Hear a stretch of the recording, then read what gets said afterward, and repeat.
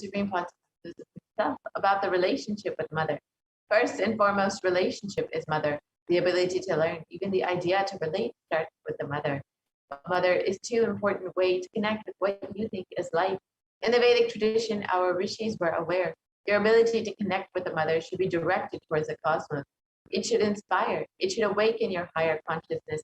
Connecting with life as Mother is the most sweetest, most beautiful, most easiest form to ever connect. And today, out of his extreme compassion and love, the Supreme Pontiff of Hinduism is manifesting Devi Parashakti herself and gracing us, answering all of our questions, attending to our prayers, giving boons, healing us, revealing our past, present, and future, delivering profound spiritual truths, and ultimately giving us the experience of Paramashivoham itself. So what is the Bhavasmati Darshan? Sama is oneness and Adi means source. So Samadhi means one with the source. Bhava means attitude or aspect. So Bhavasmati means being one with the source through this aspect. Darshan means to have a glimpse of. In the Vedic tradition, it is used to describe the moment we behold a deity, an avatar, a saint, or an enlightened being as distinct to being cleanse the karmas of lifetime and create a deep, lasting transformation in the receiver. Darshan is the powerful, superconscious vibration that is present around an avatar at all times. He simply radiates darshan just as the sun continuously radiates light. The auspicious moment when the receiver is able to catch it becomes a moment of darshan for you, raising you to the next level of superconscious breakthrough, like hitting the reset button on your very being.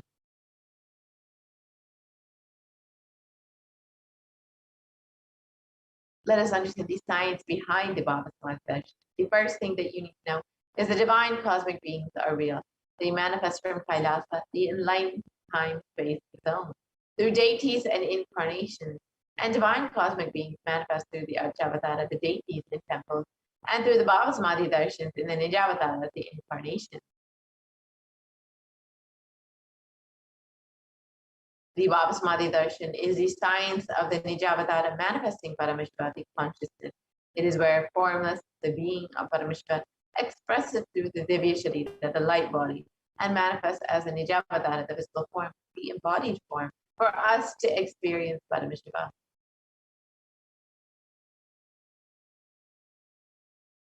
For example, Devi Parashakti expresses the being of Rajarajeshwari and manifests as the Nijavatara, the visible form of Devi Meenakshi.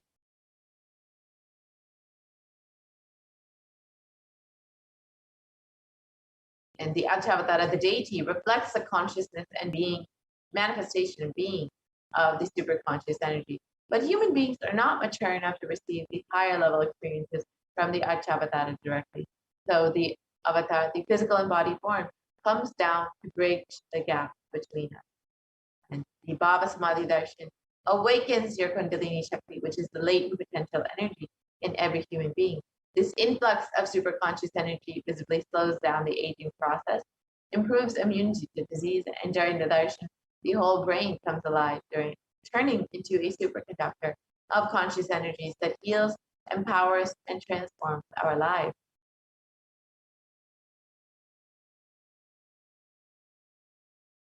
During the Bhavasmati Darshan, our neurons mirror that of the avatar. The mirror neurons activate and process all the observed movements or information of the avatar just by seeing.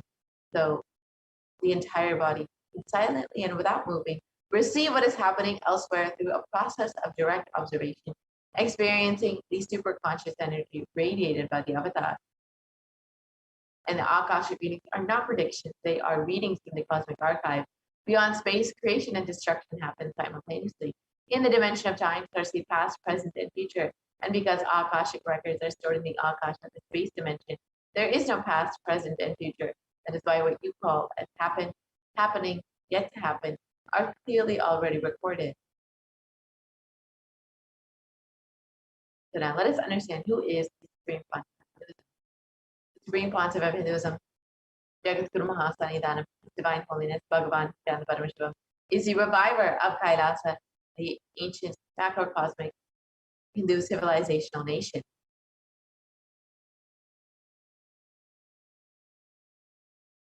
The Supreme Pontiff of Hinduism is the 1008th incarnation of Paramashiva, as per Hinduism, recognized by his predecessors who were enlightened masters and adepts. The Supreme Pontiff of Hinduism has made the science of power manifestation, yoga, and temple-based universities as a lifestyle for humanity.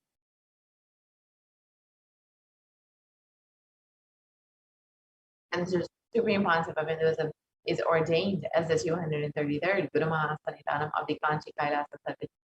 Is the incumbent emperor of the Surivamshi Samrajam.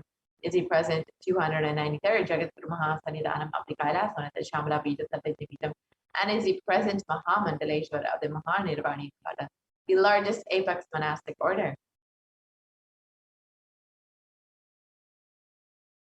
And the Supreme Pontiff of Hinduism is the 1008th Acharya Mahamandaleshwar of the Antilakada, is the present 23rd Guru Mahasanitanam of the Dharma Mukti Swaragura Adinam, and has been elected as the Supreme Pontiff of Hinduism by a congregation of over 1,000 Hindu leaders. And the Supreme Pontiff of Hinduism is revered as the teacher of Hinduism, the most prolific, most viewed, read, and watched, and has authored over 300 books and 10,000 articles in 3 languages, English, Tamil, and Sanskrit, which have been translated into 50 languages with over 1,000 titles. The Supreme Pontiff of Hinduism has over 20 million copies of books and articles sold, read, and downloaded, and has over 10,000 hours of discourses delivered, and has enriched and enriched over 1 billion lives digitally, and is respected as the commentator of all sacred scriptures, such as the Upanishads, the Bhagavad Gita, the Shiva Sutras, the Brahma Sutras, the Yoga Sutras, the Ashtavakra Gita, the Jain Sutras, and many more. And the Supreme Pontiff of Hinduism is honored as the leader of Hinduism. The most awarded, internationally recognized Hindu leader is a reviver of 108 ancient Hindu sampradayas, including the Rudrakanyas, Rudras, the Chikas, Bhairavas, Bhairavis, and Sanya, and is the establisher of the largest Hindu university, Kailasas Nithyananda Hindu University, with satellite campuses in 150 countries. The Supreme Pontiff of Hinduism is the establisher of 1,000 plus Kailas enlightenment ecosystems, is the founder and reviver of over 100 Sarvatipitas, and is the collector of the largest Hindu library with over 1 million books, 1 million palm leaf scriptures, and over 20 million digital books. So now with this, we will be entering into the next portion of the program, the demonstration of the extraordinary powers, the extraordinary Shaktis of Paramashiva, Parashakti, as demonstrated by the initiated disciples of the Supreme Pontiff of Hinduism, the Nithyananda Yogis and goddesses of the Nithyananda order. So now let us enter into these extraordinary Shaktis and witnessing these extraordinary Shaktis.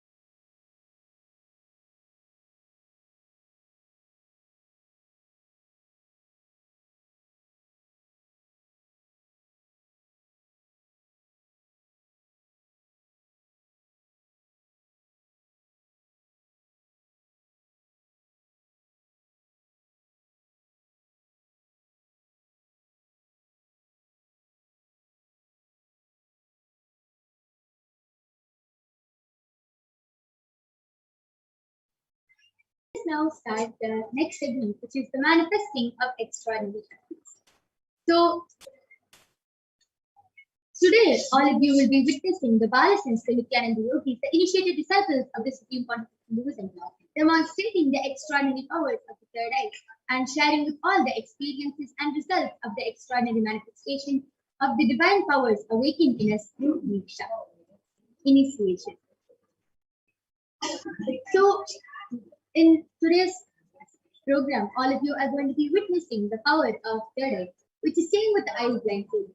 The power of third eye is the third eye is the cosmic browsing center, which is located between the brows, which upon initiation one can effortlessly express powers and see through the third eye just as you would with the two eyes. The next power is the power of body scanning, where all of you, where one awakens the ability of being able to scan other people's body and reveal illnesses, diseases, medical diagnosticians, and not only that, reveal even solutions from the third eye. So, before we enter into this segment, let us first learn what are Shaktis. Shaktis in the Vedagamas, Paramashiva reveals in elaborate detail that every human being is hardwired to be able to manifest the 463 plus extraordinary Shaktis of Paramashiva, and manifesting powers are described as a system and as a method and a science for human beings to explore the various possibilities and powers and to have access to various states of consciousness. Shaktis manifest from the fundamental cognition that you are the divine and that you need to manifest the divine, and not that you are a man and that you need to reach the divine. So, what is the fundamental difference between Shaktis and Siddhis? Shaktis are the powers that express from the space of enlightenment as a side effect of feeling connection with the divine and high integrity with the Guru. Shaktis are the source of enlightenment. Siddhis are the powers that manifest from purpose for penance for enlightenment. Siddhis are on the path of enlightenment. The Shaktis of Paramashiva manifest to ordinary human beings in extraordinary ways just with initiation from the avatar, and Shaktis are permanent, whereas Siddhis are not permanent in their.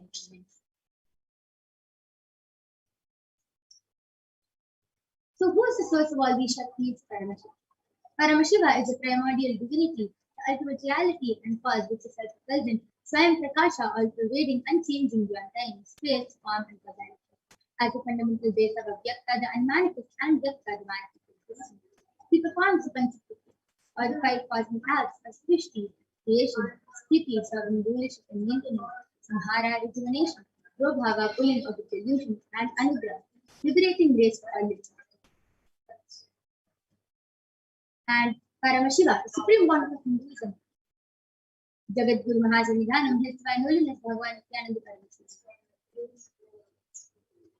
is the 1008th living incarnation and representation of Paramashiva, and the reviver of Kailasa, the ancient enlightened Hindu civilization nation, which is a great cosmic body of civilization. Ever since the beginning of the civilization, the Sanatana Hindu Dharma has been the cradle of enlightened beings and highly advanced science. This is where the science of enlightenment and powers is lived and taught as a lifestyle, and for the first time in modern day, the Supreme Pontiff of Hinduism is reviving these yogic sciences and transmitting it to the world at a record-breaking speed which was never accomplished. The Supreme Pontiff of Hinduism was recognized as an incarnation at a very young age and was trained and taught the sciences to revive the initiations and knowledge repositories for billions to manifest the science of power manifestation from disciplines of Vedanta, Tantra, Shri Vidya, Yoga, Yogic powers, Mantra Shastra, Siddha Vidya, the science of Aushadha, Advaita, Bhakti Yoga, Jnana, and Paramashivoham. So, all of you might be wondering, how do we awaken these divine Shaktis? When every ultimate truth, Jnana, gets mapped into our consciousness, now we start manifesting powers and it becomes a possibility of a being right now. So, let us know what a small video which explains the science of initiation, the science of Diksha. Diksha is the direct transfer of spiritual energy by an enlightened being through look, word, or touch. The traditional Vedic book Navaratneshwara states, Sarvasamapi Dikshanam Muktihi Phalamakhanditam Avirodhat Bhavantyeva Prasangyastu Bhuktayah. The main benefit of all initiations is moksha, enlightenment. As a side effect, health, wealth, leadership and well-being happen.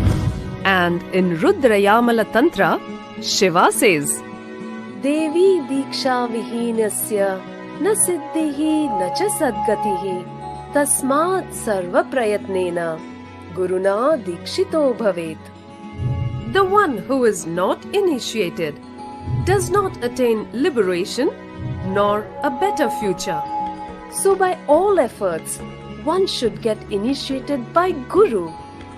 What is the science of initiation? New proved that the process of initiation floods the brain with energy. This is the superconscious energy of Kundalini, our own highest inner potential energy. As the Kundalini flows from the thalamus to the cortex, it sets up a powerful energy loop within the brain, which awakens the latent non-mechanical parts which we have never used before. With increasing levels of coherence, the whole brain comes alive, turning into a superconductor of conscious energies that heal, empower, transform our lives, bliss and fulfillment. Initiation creates high awareness, visualization, creativity. It also slows the aging process and improves the immune system. Kundalini awakening, healing experience, levitation, teleportation, materialization. Experience the power of initiation through a range of exclusive programs conducted at the ashram. Nithyananda Dhyanapitham, Nithyananda Nagar, Birdi, Bengaluru. Contact 97422 03311 824 90091. Visit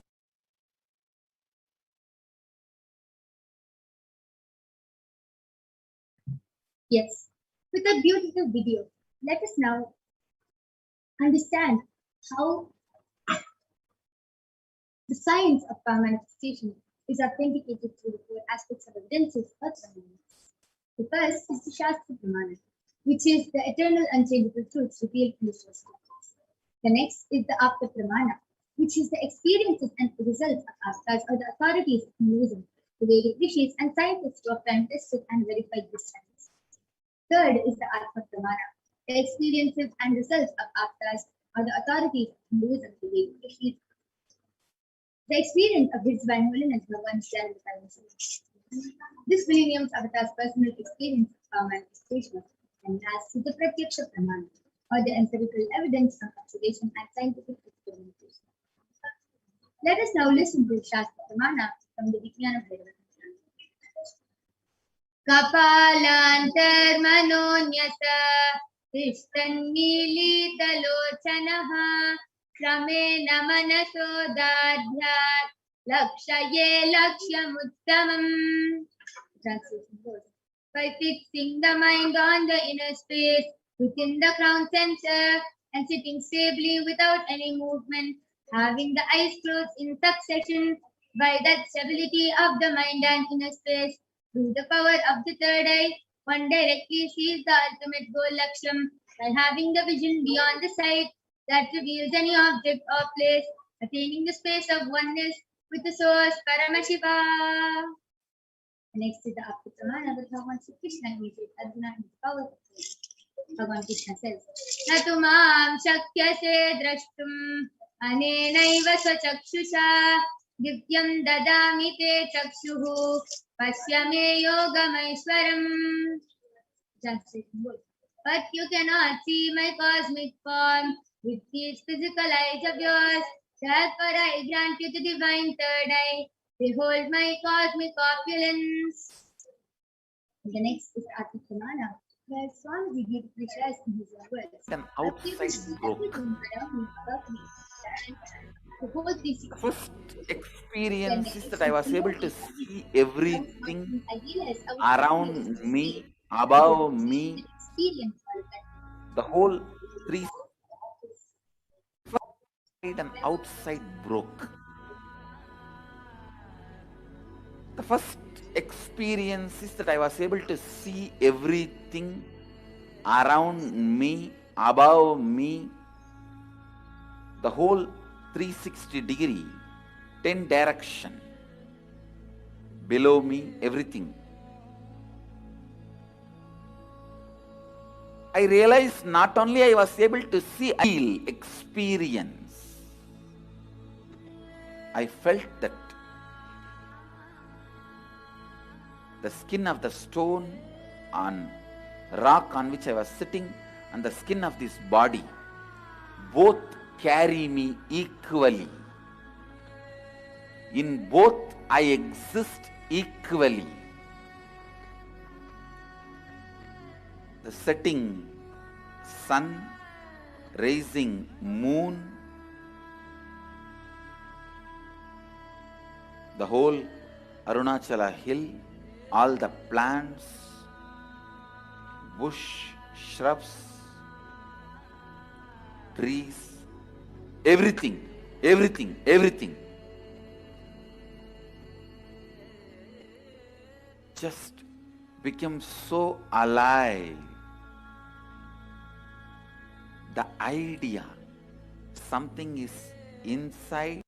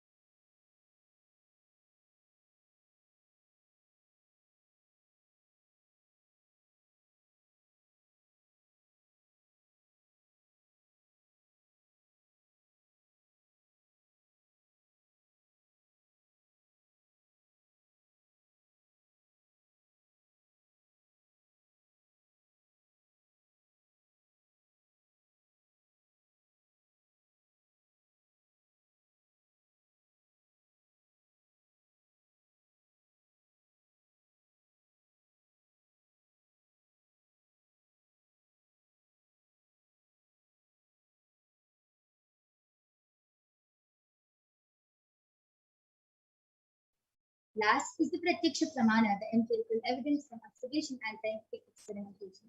Study measures compare the metabolic cell activity of the brain in the conscious and meditative states of the third eye using the positron emission tomography, the PET. When doing daily activities, high activity is measured in the brain where the third eye is located, and when in the deep state of samadhi, only the third eye region is active in almost 90% of the rest of the brain. So let us now get ready to witness a very unique and exciting demonstration of the third eye, and we'll be back right after a short break.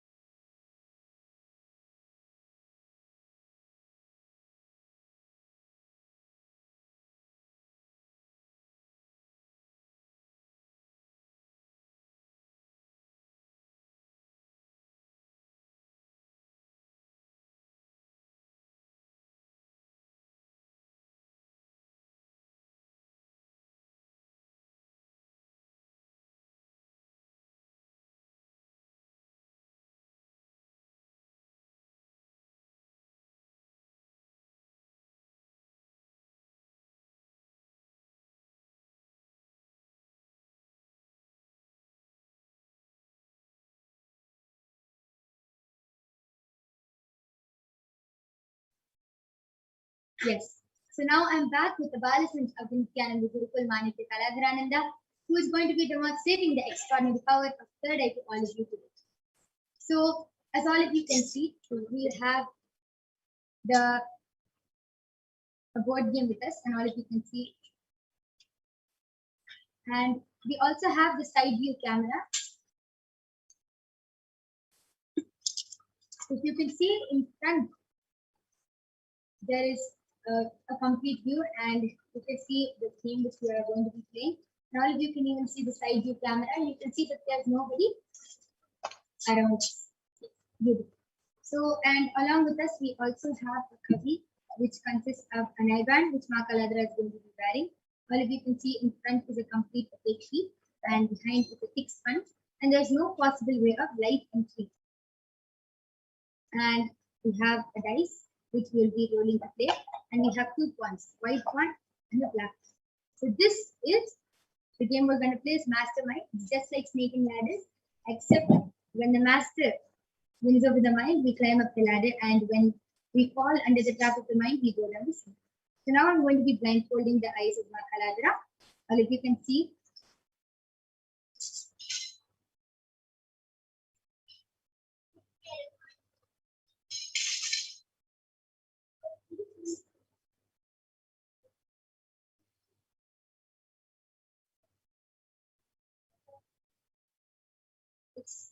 Ma Kaladra, are you comfortable? Yes, I request you to turn to your right, left, up, and down. All of you can see her eyes are completely covered from all sides. Yes, beautiful. So now we have 2 points. Which one do you choose, Ma Kaladra? Okay, so then I'll be the black one. So we are now keeping both the pawns at the starting, and yes, Ma Kaladra, you can go ahead and. So I got into the. Yes, wow, beautiful. All of you can see she correctly got the number 3. You can move 3 steps ahead. Okay, so all of you can see I got the number 2, so I'm moving 2 steps ahead.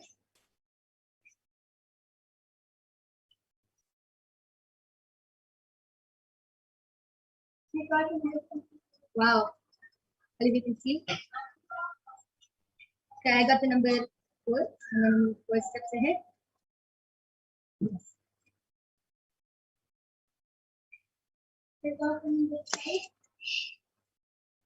Wow.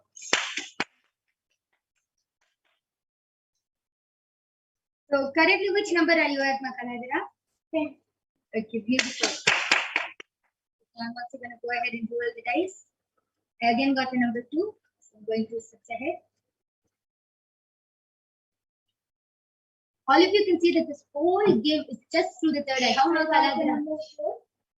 Beautiful.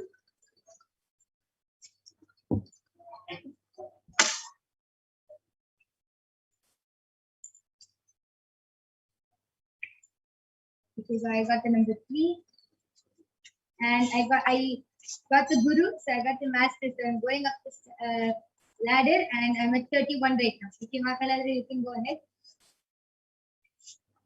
You got the number 3.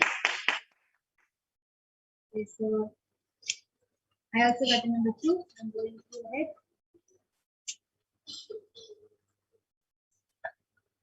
I got the number 2.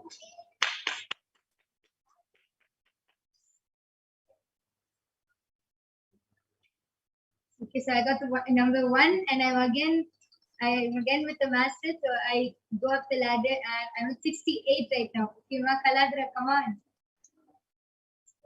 I got the number 4.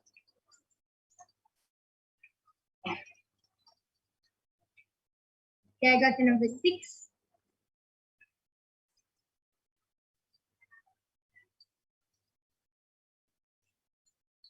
I got the number 4. And you can see she got the number 4. And I got the number 2. I'm going to ahead. I got the number 4.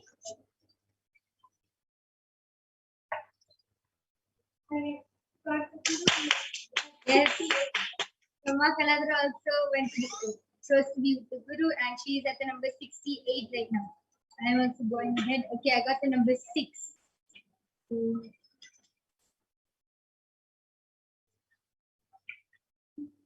I got number 6. I again got the number 6.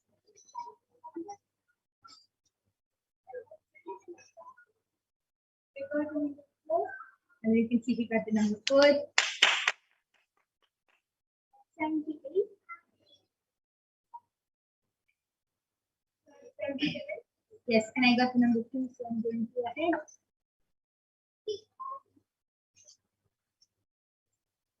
I got the number 6.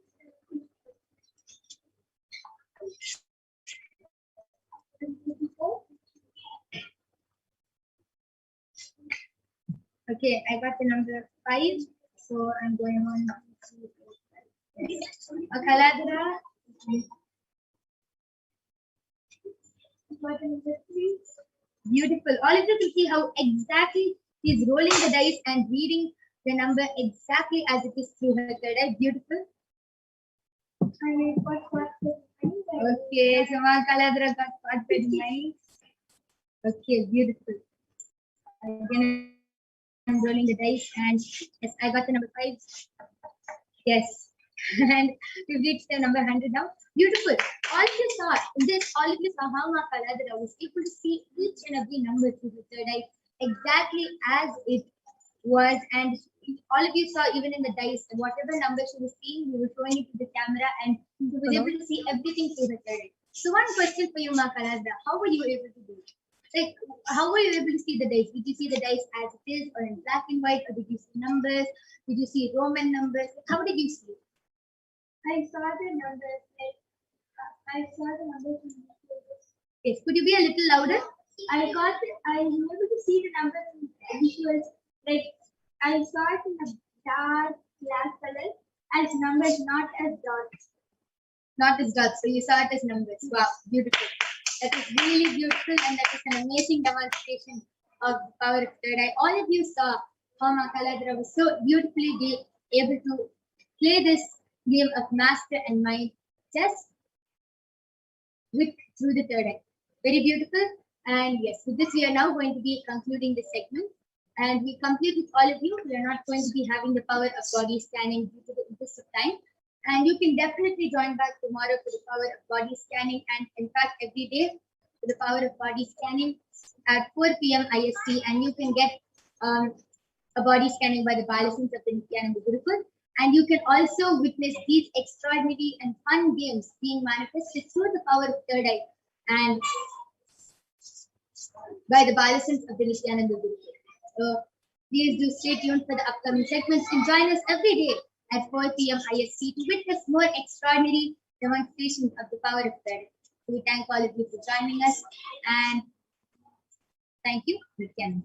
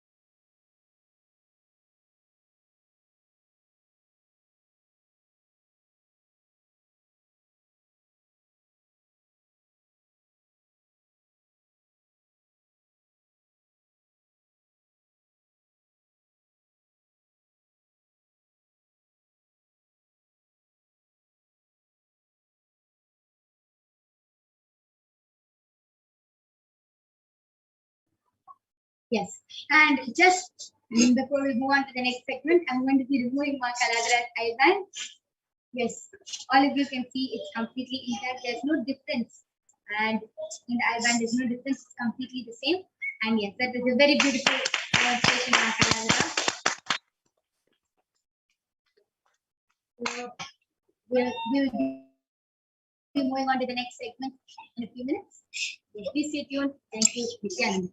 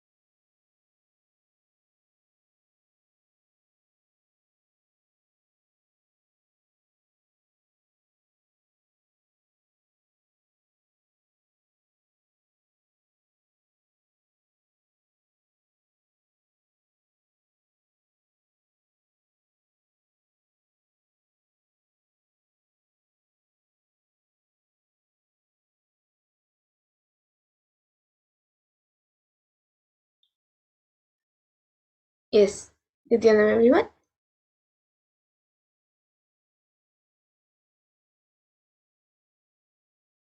So now, after that wonderful demonstration of the powers of third eye that all of you just witnessed, let us now move to the next segment of this program where all of us will be learning more about Devi Parashakti, the divine feminine consciousness.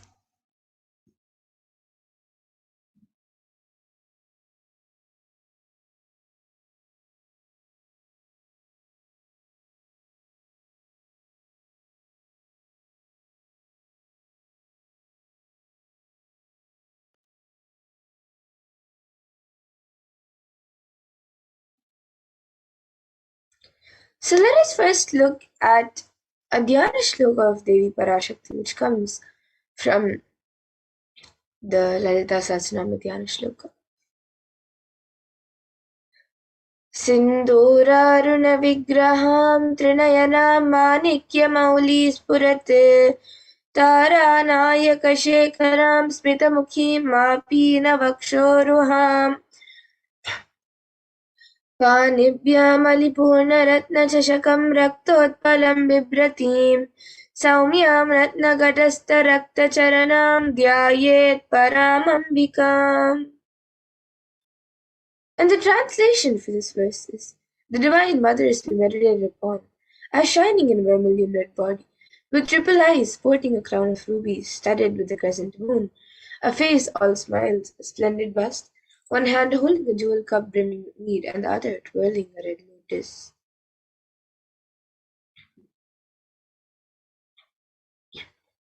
And another Dhyana shloka of Devi Parashakti, which comes from the Lalita Sahasranama Dhyana shloka, beautifully says, अरुणां करुणातरङ्गताक्षीं धृतपाशाङ्कुशपुष्पबाणचापाम् अनिमादिभिरावृतां मयूकैः रहमित्येव विभावये भवानीम्. And the translation for this verse is, I meditate on the great Empress. She is red in color and her eyes are full of compassion. She holds the noose, the gourd, the bow, and the flowery arrow in her hands.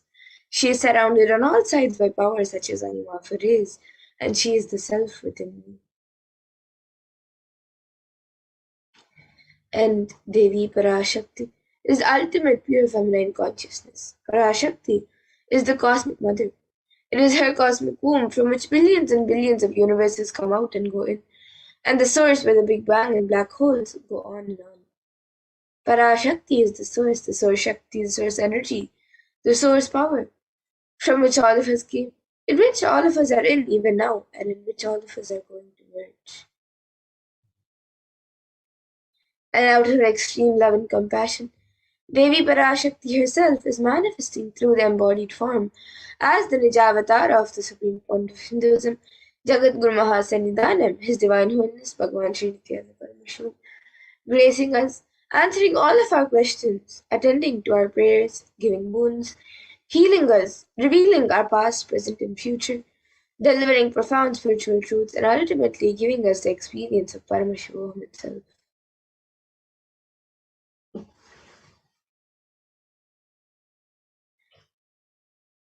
And Devi Parashakti beautifully says, raising as Omkara, expressing as Vedas and Agmas, blossomed as Shrimkara, filled as Parashodasi, living in 40 triangles, the Kailasha Swami who is in Kailasha, Sri Parachintamani, Parashodasi, sitting as part of Paramashiva, Parameshwari, who rules the world, Paramashakti, Manonmani, Meenakshi, as Nithyananda I took Nijavatara here, to give good boons to everyone, to bestow all goodness.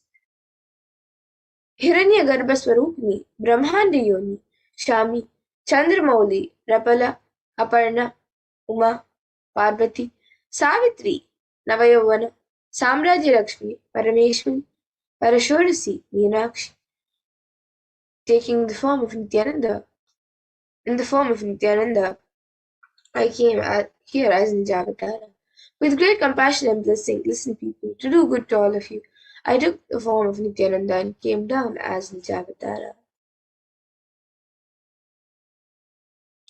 And Devi Parashakti continues to reveal, raising in Omkara, blossoming as Shiva, Shiva manifesting as source of existence, powers of existence, expression of existence, from the oneness of Om, blossoming into two as Prakriti and Purusha, blossoming as three Shaktis, Icha, Kriya, and Jnana, growing as four Vedas, expanding as five Panchabhutas, beyond six chakras, filled as Gotras of seven rishis, expanding as eight directions, existing as nine grahas, being as 11 Rudras, creating all the worlds, bringing truth blossom and to do good.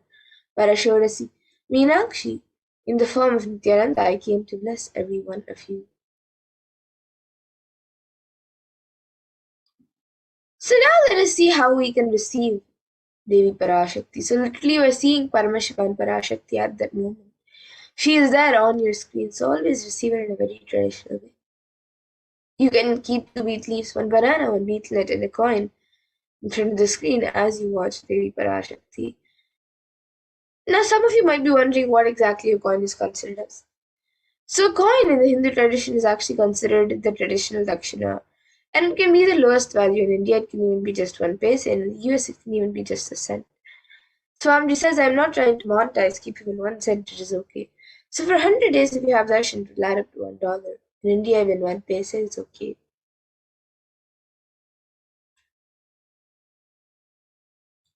And you can offer that to Devi Parashakti.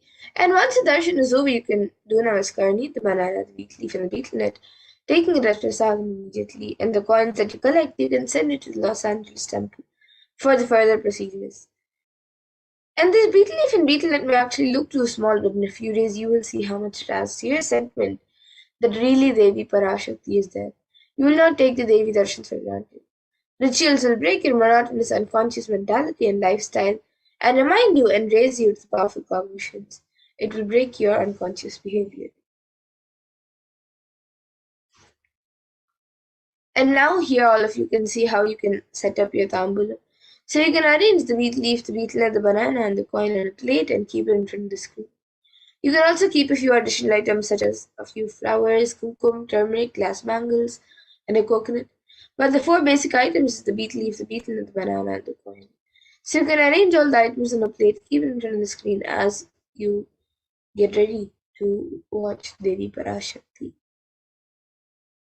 And now with that, we come to a conclusion of this segment where we have learned who is Devi Parashakti and how we can receive Devi Parashakti in a very traditional way. So now let us move to the next segment of this program where all of us will be learning what exactly Devi Parashakti has revealed in the Akashic readings on all the various problems, the cause and the solution for all the various problems that the world is going through today. And what is the solution for it? What Devi Parashakti has revealed in the Akashic readings as the cause and solution for it? And how important it is for us to follow what Devi Parashakti has revealed, we will be learning in the next segment. So please stay tuned for the next segment and we will be back after a short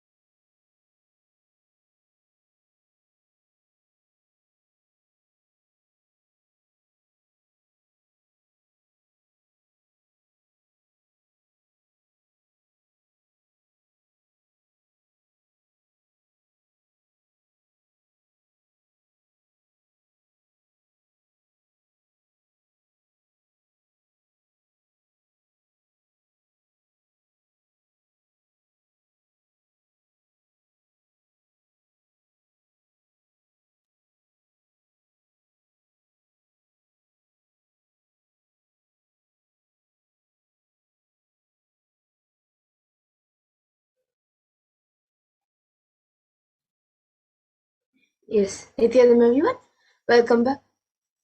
So now, in this next segment, we will be learning about what Devi Parashakti has revealed in the Akashic readings about the Padayatra.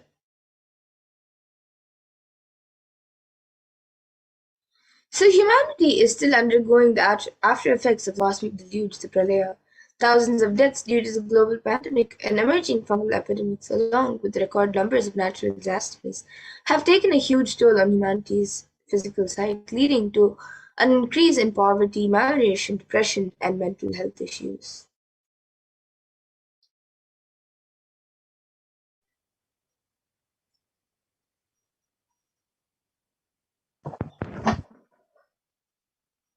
So, what has caused this? Who is behind this? How could we have avoided this? What is the solution to this? In this segment, let us go through and understand what Devi Parashakti has revealed on the cause and solution for the Pralaya.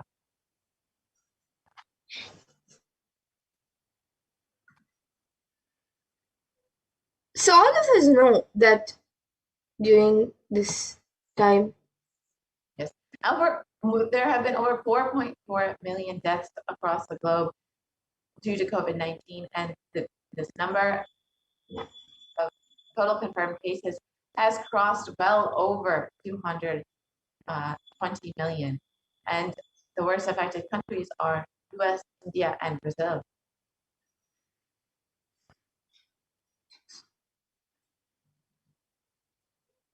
and the number of COVID-19 in India itself, in India alone, the number of COVID cases is 29 million plus, 29 million plus, and the number of COVID deaths is 374, much more than 374,000 right now.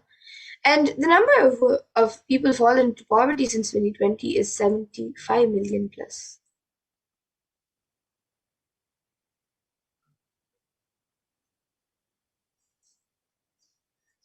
It is not just that India is suffering from the COVID-19 pandemic.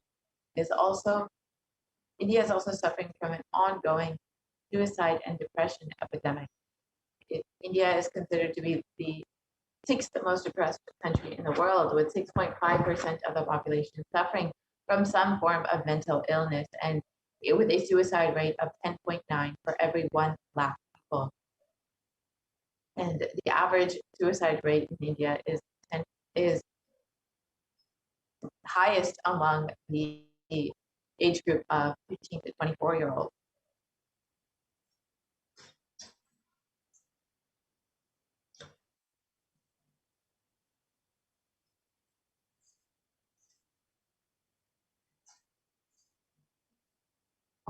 And India is suffering various natural disasters. So here you can see the cyclone in Chakti in Kerala and various other storms and natural calamities and disasters that is happening around India.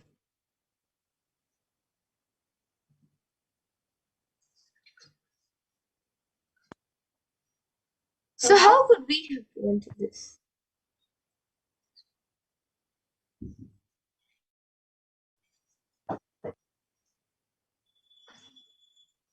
Let us listen to Devi Parashakti's revelations on the 31st of May 2021 to understand what is the cause of this pralaya.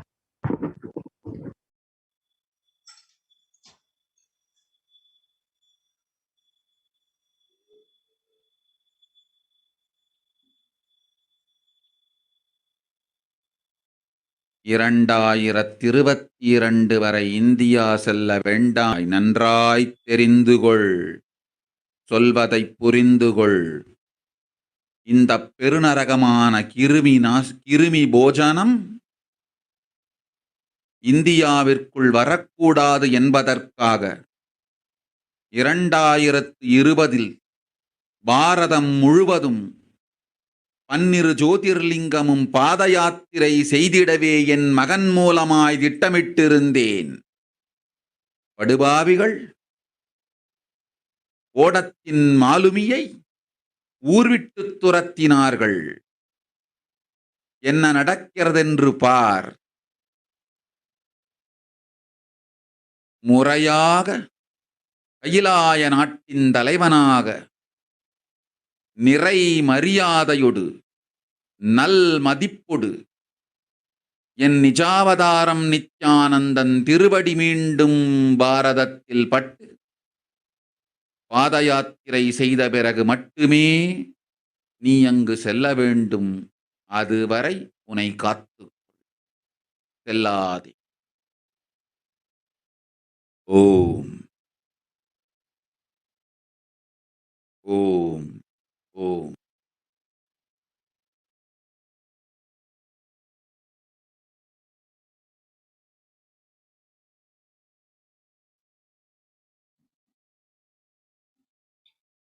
Yes.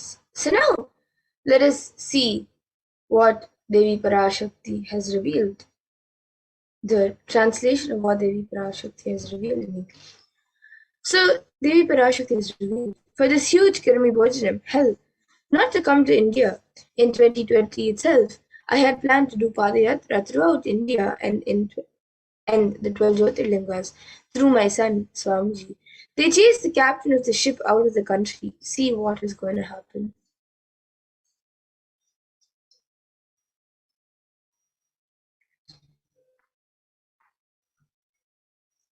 So now, let us watch a video where the Supreme Point of Hinduism revealed the vision of the Padayatra in 2017 itself.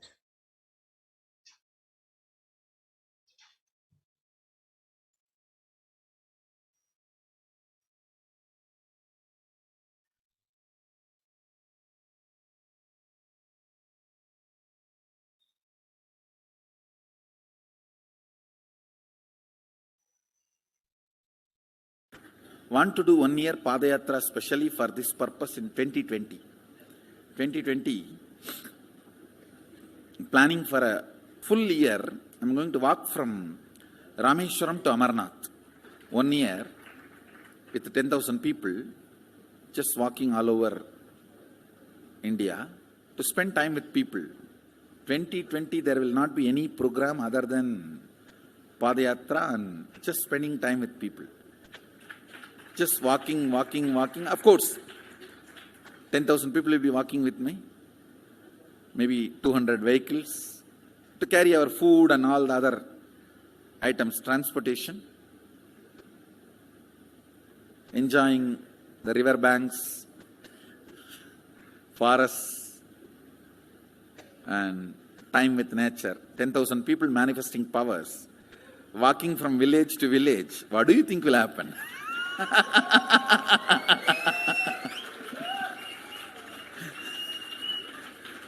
The scene of Buddhism spreading will be repeated now. How the Buddhism spread. 10,000 monks walking from village to village. What will happen? That's only monks. Here power manifesting 10,000 people. The whole village will be manifesting powers. Just want to enjoy India and let India enjoy me. So planning for next year Kumbh Mela 2019, next year January Kumbh Mela. Before that, all the Balalayam, everything. Balalayam is going to be like the same structure outside with one stone tower, gold coated. It will be something like a 40 to 50 feet tall stone tower and 5 Rajagopurams, which will be something like 120 feet. This will be the Balalayam. And after the Mulalayam is built, this Balalayam will serve as a Utsava Murti Sannidhi, where the Utsava Murtis will be worshipped and where the Archanas. See, in the main temple, there will not be any Archana or anything, because just for Darshan itself, there will not be time. Like Tirupati, you can only have Darshan and Arti, the camp for Arti. No other worship is allowed in the main temple. Because 12 Abhishekam is going to happen. 12 Kala Abhishekams. So continuously the rituals will be going on. People can have only darshan. They will not be able to involve themselves in any ritual. Other than darshan, nothing else will be allowed. So all the archana, all the other offerings, like people will offer the archanas and other, everything will be done to the Utsava Murti, which will be kept in the Balalayam, the present Balalayam, present structure. So people can spend time here. That will be more like a main darshan. This will be like energy darshan, where you can give letter, get response. So by next year, the Balalayam will be ready. So full year I will be conducting the programs and everything. 2020 will be the one full year Padayatra, walking. From next year Jayanti, means 2019's Jayanti to 2020's Jayanti. Full year, Jayanti to Jayanti will be Padayatra. Before that, we will make 10,000 people power manifestors. It will be sannyasi, brahmachari, grihastha, all put together. 10,000 people will be walking. What a scene it will be.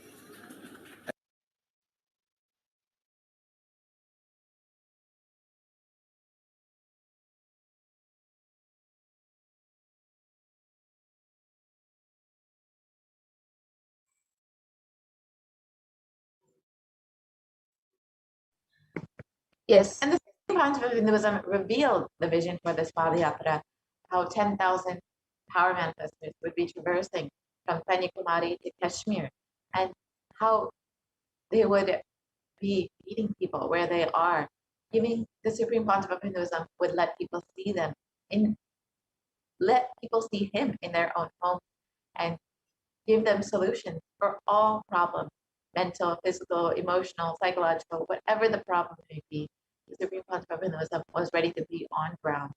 And this would literally be like the revival of Hinduism, and be once again, would be like the seed of it, Buddhism spreading, and be the revival of Hinduism.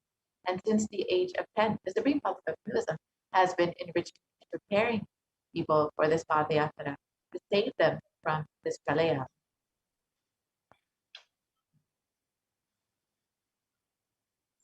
And from that age, the Supreme Pontiff of Hinduism has been enriching and initiating masses into enlightenment through his powerful discourses, initiations, and darshans.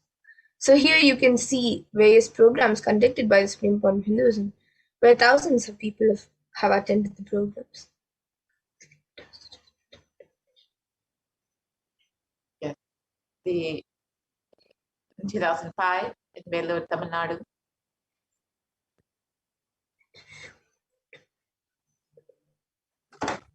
and here you can see the program in Rasipuram, Tamil Nadu.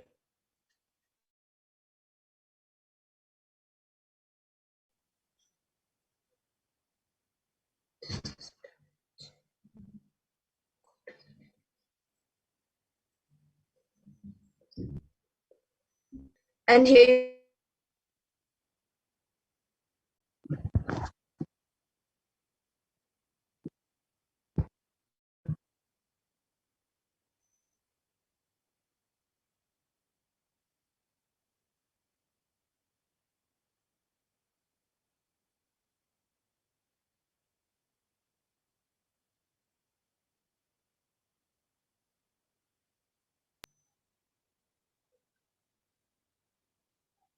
yes, we apologize for the technical glitch.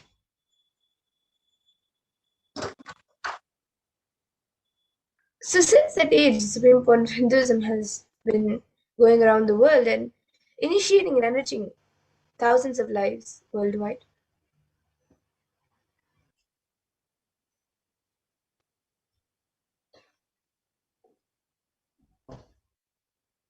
And here you can see the Nithyananda program. And then the birthday celebrations at Thiruvannamalai.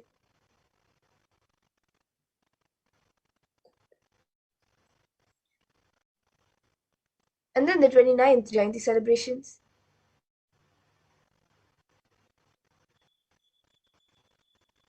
And then the Jayanti celebrations where Swamiji was addressing a school in Thiruvannamalai. And then the Nithyananda Spurna program.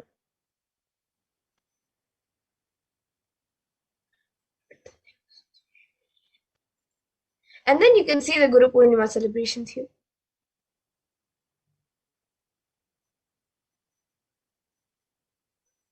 And then the Bhakti Spurna program.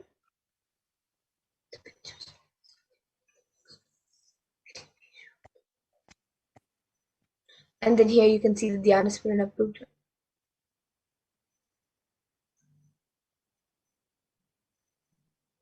And then the Little Anandas program, where Swamiji conducted a program for kids.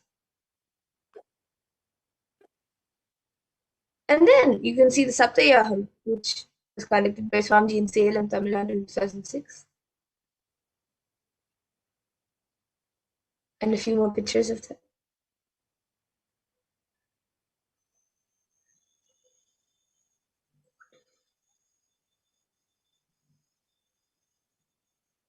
And a few more pictures of the Satyayam that took place in Tamil Nadu. And the culturals, the traditional arts performances that happened in Salem. And here you can see the Nithyananda Smarana program in the Adi Kailas Nithyananda Sarvagni Peeth.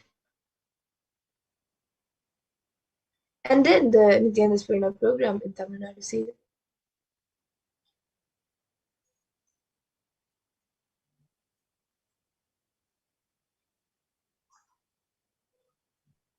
And various programs just like this Supreme Bond Hinduism has conducted worldwide.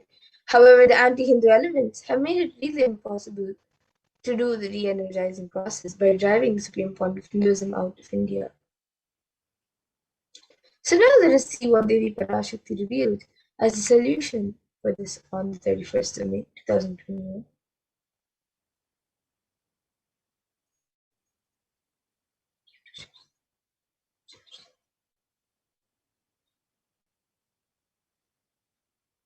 இரண்டாயிரத்திருபத்திரண்டு வரை India செல்ல வேண்டாமா என்று கேட்கின்றாய். நன்றாய்த் தெரிந்துகொள், சொல்வதைப் புரிந்துகொள். இந்த பெருநரகமான கிருமி போஜனம் இந்தியாவிற்குள் வரக்கூடாது என்பதற்காக 2020 பாரதம் முழுவதும் 12 ஜோதிர்லிங்கமும் பாத யாத்திரை செய்திடவே என் மகன் மூலமாய் திட்டமிட்டிருந்தேன். படுபாவிகள் ஓடத்தின் மாலுமியை ஊர்விட்டு துரத்தினார்கள். என்ன நடக்கிறதென்று பார். முறையாக கைலாய நாட்டின் தலைவனாக நிறை மரியாதையொடு நல் மதிப்பொடு என் நிஜாவதாரம் நித்யானந்தன் திருவடி மீண்டும் பாரதத்தில் பட்டு பாத யாத்திரை செய்த பிறகு மட்டுமே நீ அங்கு செல்ல வேண்டும். அதுவரை உன்னை காத்து செல்லாதே. ஓம் ஓம் ஓம்.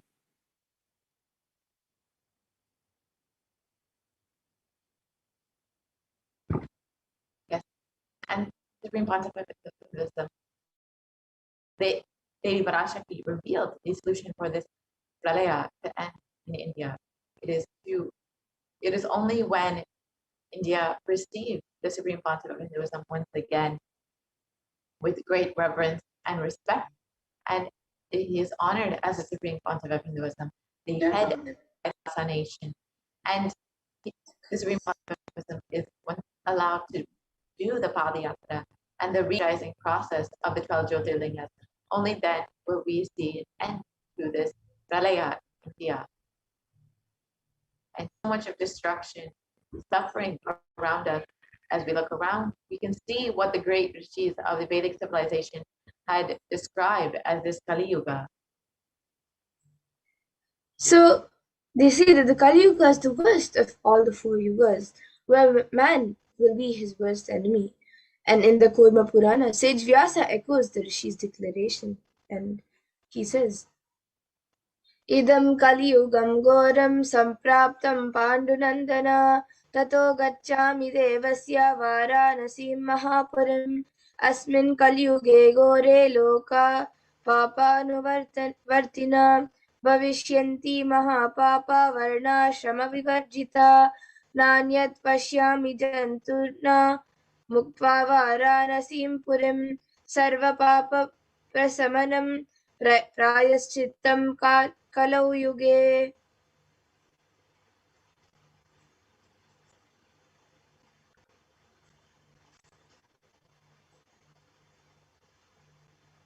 And the translation of this verse, this Kali Yuga is the worst of the 4 yugas in all the ages. People are sinful and forget the dharma of the 4 varanas and the 4 ashtamas. In fact, men are so sinful that no prescribed penance atones for their great sins. The only place which is free from such sins is the great sacred city of Varanasi, the Mahapuri.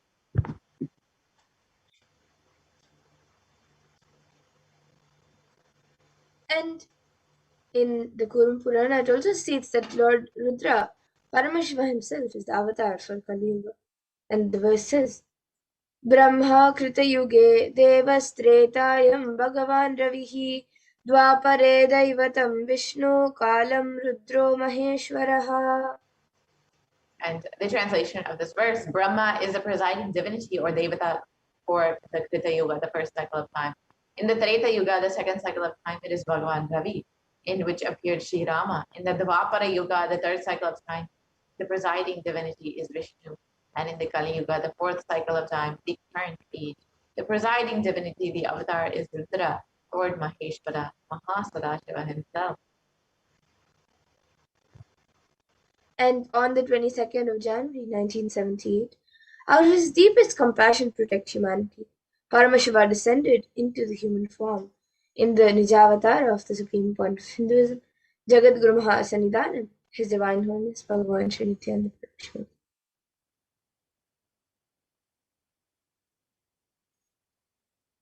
In the words of if Supreme Pontiff of Hinduism, if Paramashiva had waited even one more year to take a human body, it would have been too late for humanity.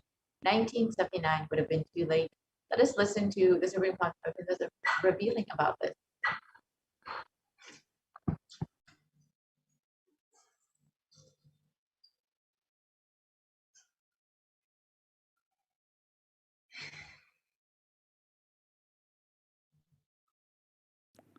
And I tell you, O Hindus, don't be afraid. I am back with the same science. We are going to be rich.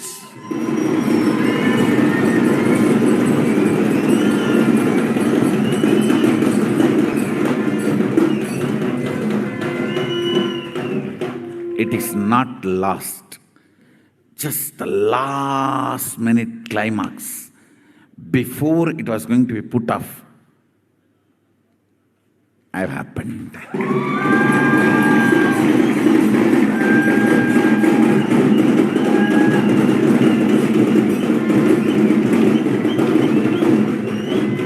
(1979) would have been late.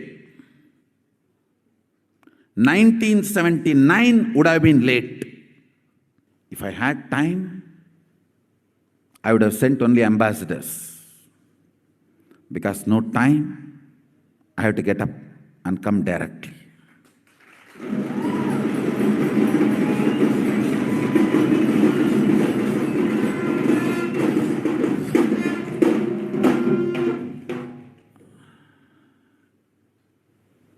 O Hindus, feel blessed. Science is not dead. It is available.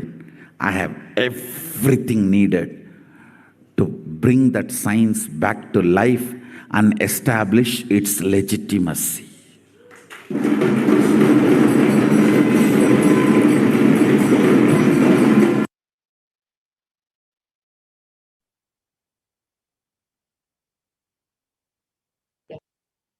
The Avatar's advent on planet Earth was to protect the world from this great cosmic deluge, to bring the new age, the Sat Yuga. Let's now watch Supreme Pontiff of Hinduism, Devi Parashakti, revealing about this.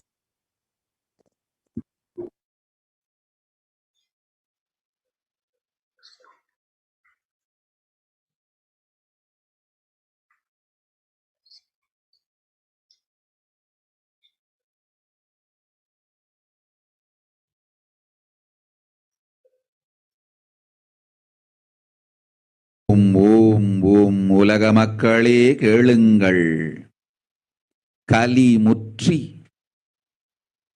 கலி கழிந்து புதுயுகம் சத்தியயுகம் புறப்பட வேண்டிய காலம் வந்ததனால் வந்திருக்கின்றது இந்த பெரும் பிரளயம்.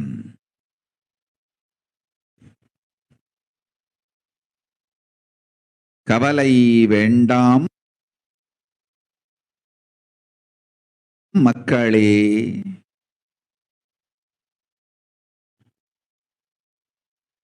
நித்யானந்தன் வடிவம் தாங்கி நாமே இங்கு வந்திருக்கின்றோம். நித்யயுகம் செய்வோம், நித்யயுகம் சத்தியயுகமாய் மலரும் இங்கு. ஆனந்தமாக இருங்கள்.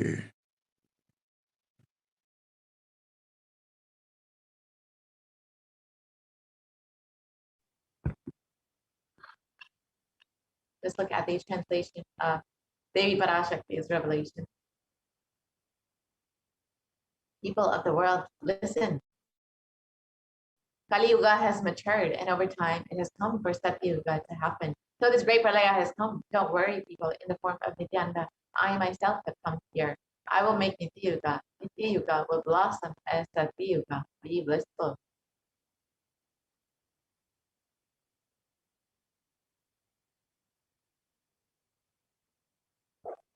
Not to come to India 2020, I plan to do the Padayatra throughout India in the 12 Jyotirlingas through my son Swamiji.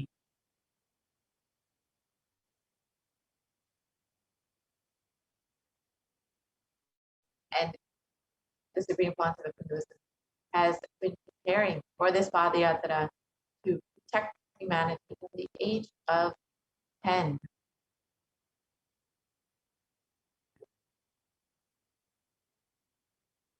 And the Supreme Pontiff of Hinduism began enriching people one person at a time with the sacred secrets from our scriptures and the secrets of higher living.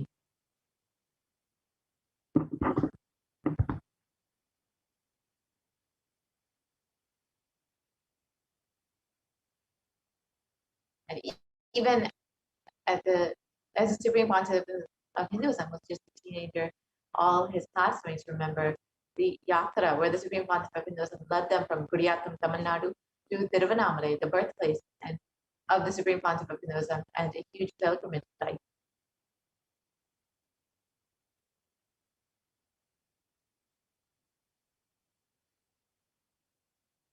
And when the Supreme Pontiff of Hinduism was around 19 years of age, all the fellow monks at the Ramakrishna Math recall the yatra where the Supreme Pontiff of Hinduism led them from Chennai, Tamil Nadu to Tiruvannamalai, the birthplace of the Supreme Pontiff of Hinduism, and gave them an unforgettable pilgrimage trip experience.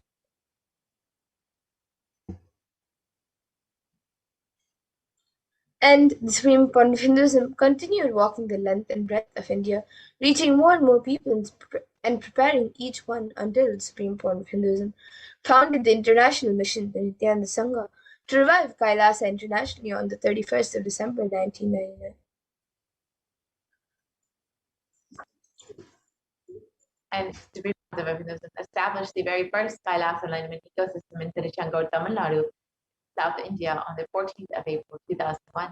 You can see the Supreme Pontiff of Hinduism in this photo on the inauguration day at the age of just 23 years old. And in 2003, the Avatar continued his Vijay Yatra all over the world to enrich people from all backgrounds. And the Supreme Pontiff of Hinduism's intensity and dedication for the people, even among crowds of thousands who don't understand English, the Supreme Pontiff of Hinduism's voice resonated deeply, and his presence moved each one here. And in 2004, the Avatar led his disciples on the first Himalayan Yatra, visiting temples, delivering satsangs, and initiating them into superconscious breakthroughs. And subsequently, the Avatar personally organized and led yatras yearly and guided individual souls, not just to physical spiritual sites, but to supernal spiritual realms. And in 2006, the Padayatras were taken to the next level with their Kodikan Ratha Yatra, with crores participating and impacted by the Nithyanandeshwara and Nithyanandeshwari deities traveling from city to city.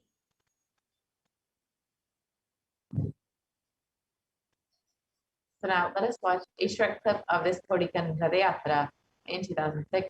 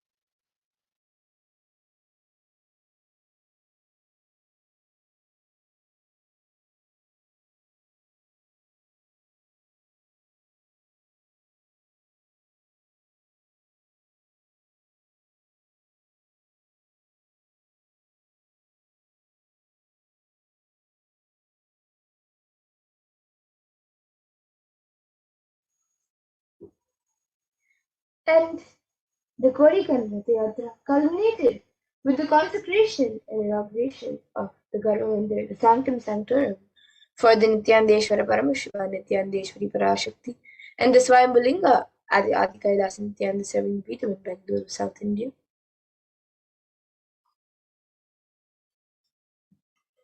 And the deities were energized as Archavataras to radiate the energy of Paramashiva and Parashakti to create the Adi Kailas Sarvagna Peetham as a ship to save humanity from the upcoming Pralaya.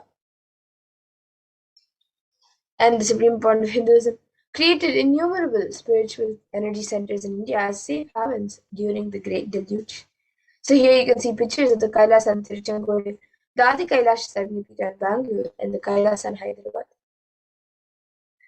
And in 2008, the Avatar also created and energized the Nithyananda Vaidya, the Ananda Linga, which will protect anyone who bathes in its waters from the deadly COVID-19 disease. So now let us watch a short video of the Abhishekam happening to the Linga in Vaidya Sarovar, the Ananda Linga.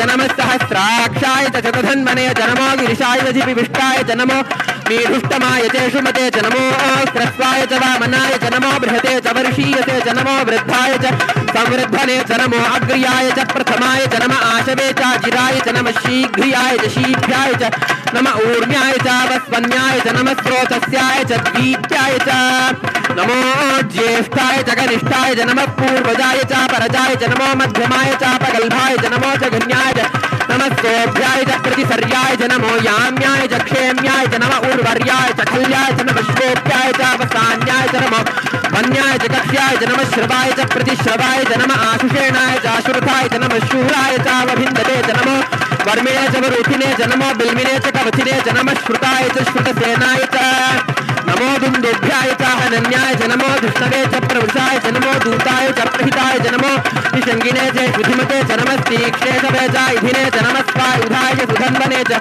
नमस्कृत्याय च पथ्याय च नमः काट्याय च नीप्याय च नमः सूप्याय च सरस्याय च नमो नाद्याय च वैशन्ताय च नमः कूप्याय च भट्याय च नमो वर्ष्याय च नमो मेघ्याय च विद्युत्याय च नमः ईर्ध्याय च तप्याय च नमो वात्याय च रेश्म्याय च नमो वास्तुपाय च ओम नमः सोमाय च रुद्राय च नमः ताम्राय च अरुणाय च नमः शंगाय च वशुपतये च नमः उग्राय च भीमाय च नमो अग्रे वधाय च दूरे वधाय च नमो हन्त्रे च हन्यसे च नमो वृक्षेभ्यो हरिकेशेभ्यो नमस्ताराय नमः शम्भवे च मयोभवे च नमः शंकराय च मयस्कराय च नमः शिवाय च शिवधराय च नमः तीर्थ्याय च कूल्याय च नमः पार्याय च पार्याय च नमः प्रतरणाय चोत्तरणाय च नमः आतार्याय च लाद्याय च नमः षष्ट्याय च फेन्याय च नमः सिकत्याय च प्रवाह्याय च नमः इरण्याय च प्रपथ्याय च नमः किगंशिलाय च क्षयणाय च नमः कपर्दिने च पुनस्तये च नमो गोष्ट्याय च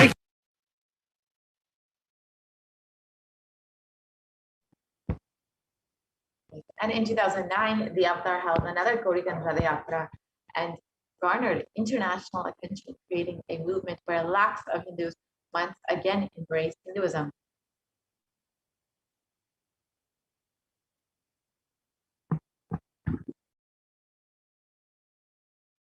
போல நின்பதம் கண்ட என்ம நித்ய சத்குரு நித்ய சத்குரு நித்ய சத்குரு நித்யனே நித்ய சத்குரு நித்ய சத்குரு நித்ய சத்குரு நித்யனே நின்முகம் நீனைந்து இங்கு நிர்மலமாகவே ஆனதே இதய சக்கரம் அனகதமும் இனிமையோடு திறந்ததே நித்ய சத்குரு நித்ய சத்குரு நித்ய சத்குரு நித்யனே நித்ய சத்குரு நித்ய சத்குரு நித்ய Sadhguru நித்யனே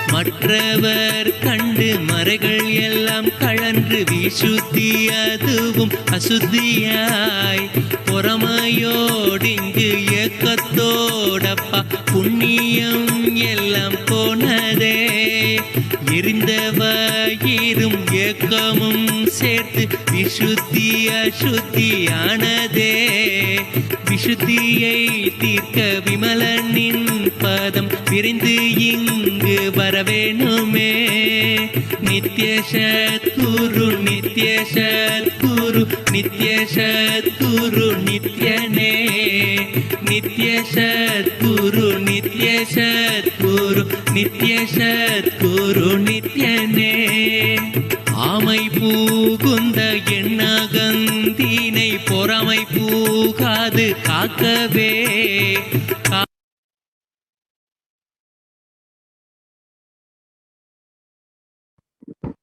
And wherever the Avatar's feet have graced earth, there the seeds of super consciousness have been sown.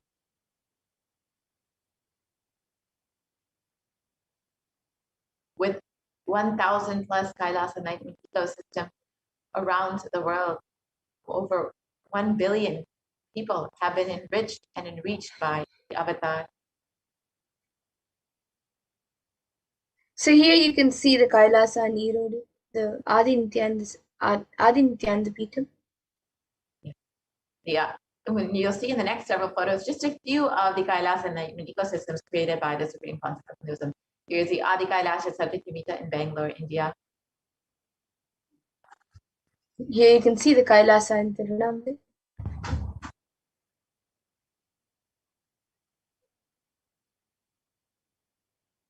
The Kailasa in Columbus, Ohio. And here you can see a few more pictures from Kailasa in Columbus, Ohio, established in 2007. The Kailasa in Los Angeles.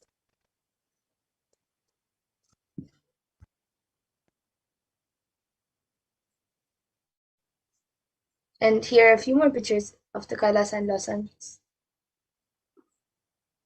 The Kailasa in San Jose.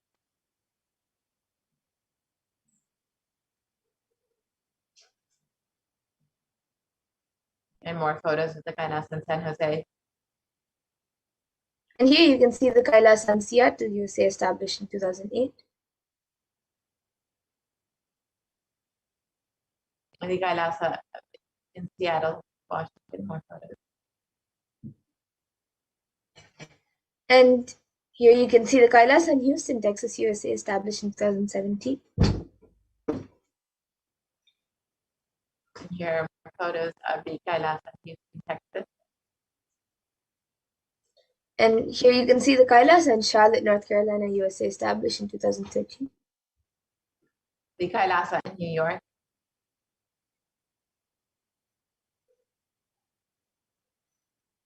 Here you can see the Kailasa in Washington, D.C. The Kailasa in Toronto, Canada.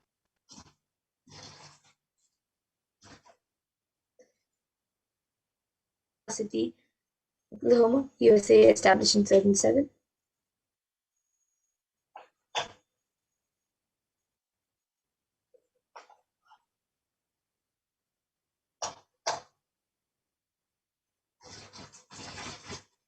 Kailasa, Arizona. And here you can see the Kailasa in St. Louis.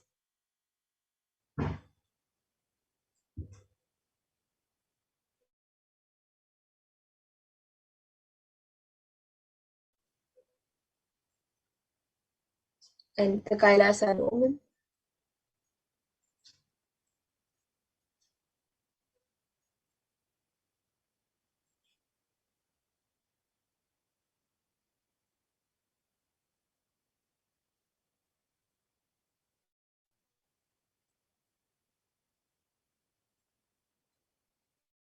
And here you can see the Kailasa in London, UK.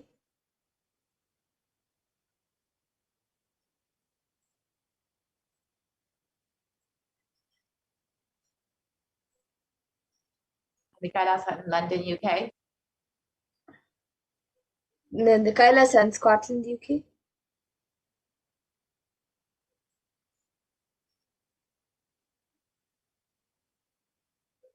The Kailasa in the Netherlands.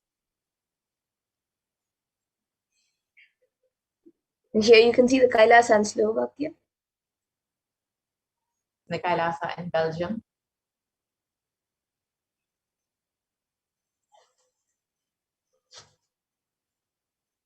The Kailasa in Luxembourg. And here you can see Kailasa in Austria. The Kailasa in Germany.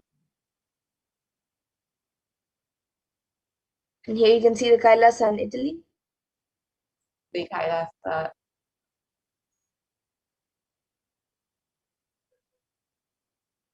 And the Kailasa in Switzerland.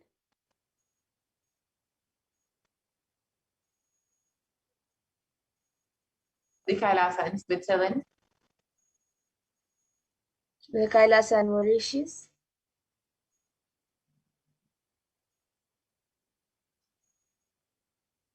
The Kailasa in Mauritius.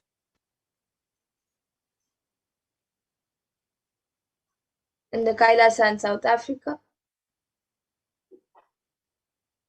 The Kailasa in Salem, in Tamil Nadu.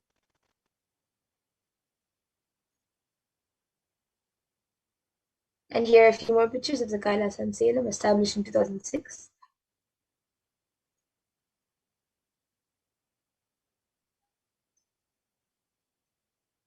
The Kailasa in Hosur.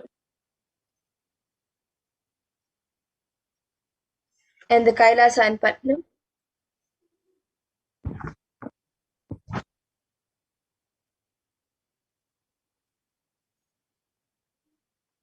The Kailasa in Varanasi. And here you can see the Kailasa in Rajapalayam, established in 2008. The Kailasa in Rajapalayam.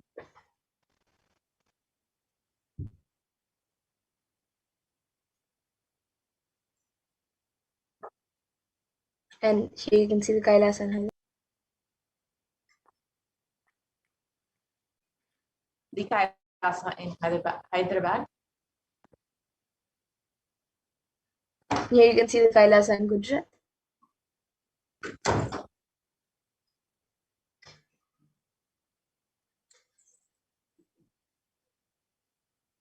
And the Kailasa in Tiruvangir.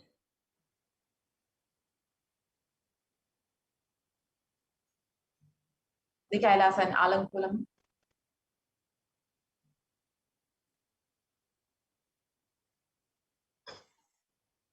Then here you can see the Kailasa in Chennai, Tamil, India.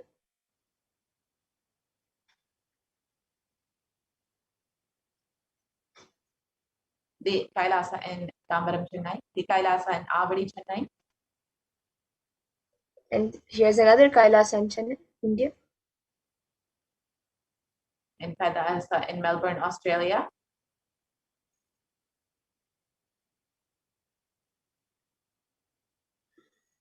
And here you can see the Kailasa in New Zealand.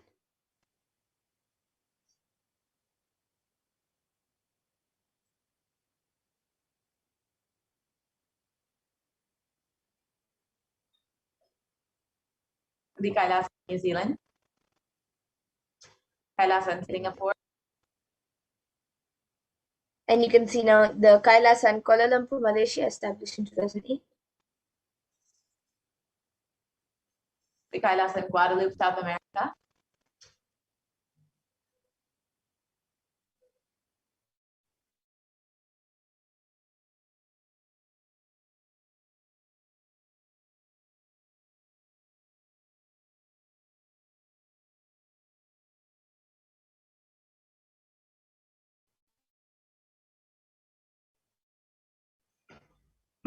Has educated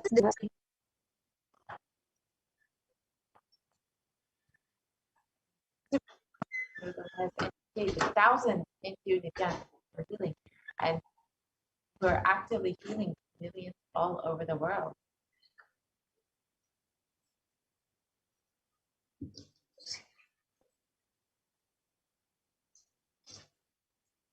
And 2,500 plus satsang centers and Padaka mandirs and home temples operate around the world as de facto spiritual embassies of Kailasa.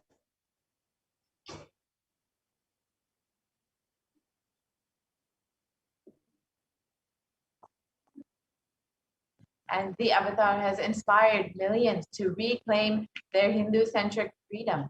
Thousands of padayatras were conducted by the Hindu diaspora worldwide, honoring the hard work of the Supreme Concept and the revival of Kailasa, silently preparing each one for what was to come. And in 2017, devotees in Malaysia planned a Padayatra and executed it successfully, with thousands participated, and with the dying Hindu population in Malaysia re-inaugurated.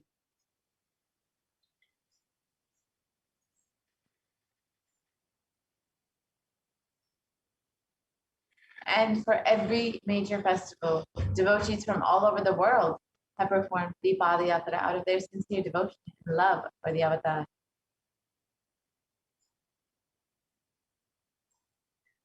And here you can see some of the global achievements and services by the Supreme Point of Hinduism. So you can see that Kailasa has 1 billion e-citizens and 26 plus years of humanitarian services that Kailasa has provided to the world's families, provided to the world, and 1 billion free organic, nutritious meals served and continuing to serve, and a diverse global population in 347 cities, 196 countries across 6 continents, and the world's largest Hindu university is established in the US, Canada, UK, Slovakia, and Switzerland.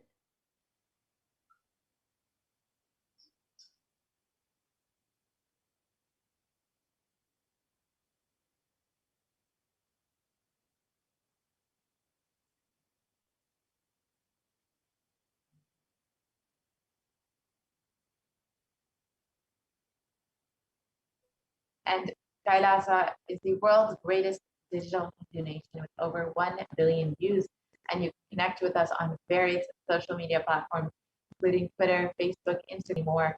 And you can also visit our website, skylasa.org, nithyananda.org, Nithyananda Hindu University.org, Kailasa TV, Nithyananda TV. And of course, you can always download the Enlighten app and constantly stay in the space of enlightenment and the teachings of Buddhism. And despite being chased out of India, the Supreme Pontiff of Hinduism has continuously been protecting people during this Pralayat, during this time when so much of destruction, so much of suffering is going on, whether it's with the Paramashivoham program or all the various Kailasa and enlightenment ecosystems created for the sake of creating this environment where people can be experiencing the teachings of Hinduism. And if you would like to sign up for any of these opportunities, any of these programs, initiatives created by the Supreme Pontiff of Hinduism, you can visit kailasa.org and become an e-Kailashian today. You can sign up for the Paramashivoham program, the 60-day program, which has been going on non-stop since the beginning of this Pralaya, since the beginning of this pandemic. In order to protect humanity, you can visit paramashivoham.org, sign up today. And the Supreme Pontiff of Hinduism has been continuously, tirelessly working, has enriched over 1 billion e-citizens worldwide. And if you would like to also become an e-citizen, you can visit kailasa.org. With this, we will be concluding this portion of the program, and we will be entering into the next segment, where we will be understanding some of the various offerings that we can make to Devi Parashakti and how we can connect with Devi Parashakti through these various offerings.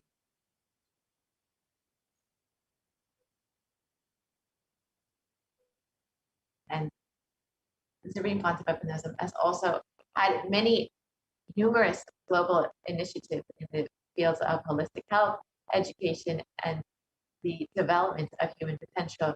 And all of these have been increased since the beginning of this pandemic, with more and more online e-gurukulas being opened, more free food being delivered, and more health healing opportunities being available despite this ongoing pandemic.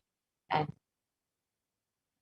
you can all of these benefits of the Supreme Pontiff of Hinduism, but the Supreme Pontiff of Hinduism has been offering to the world by visiting kailasa.org and signing up to become an e-citizen of Kailasa. So now let us enter into this next segment, the offering segment. And an offering is just a small token of your love and gratitude to the divine, just to say thank you, just to say I love you and thank you for happening in my life. Just a small token of your devotion. So you can stay tuned for this next segment, where we will understand some of the various offerings that we can make.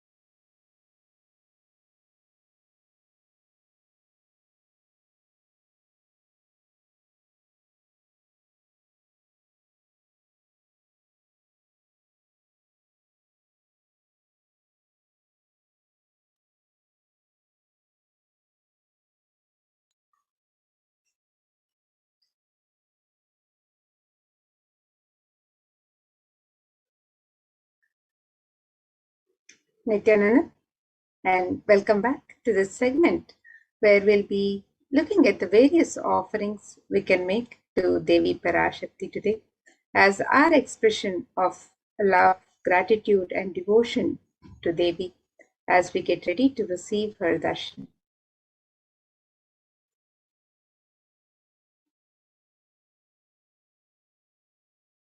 In the Hindu tradition, the offering is a pure gift of love, devotion, and oneness. And it is the tradition to make any offering, any token offering that we would wish to offer to the divine when we have the darshan of the divine, when we go to a temple or when we receive the darshan of Guru. It is the tradition that we offer just a little something as a token of our gratitude, of our love and devotion, just to express our sacred sentiments. So it is a pure expression of the sacred sentiments of the disciple, of the devotee for the divine. And the offerings are not made out of fear or greed. And when an avatar lands, the offerings are purely a part of the grand Leela played out only for the purpose of enlightenment.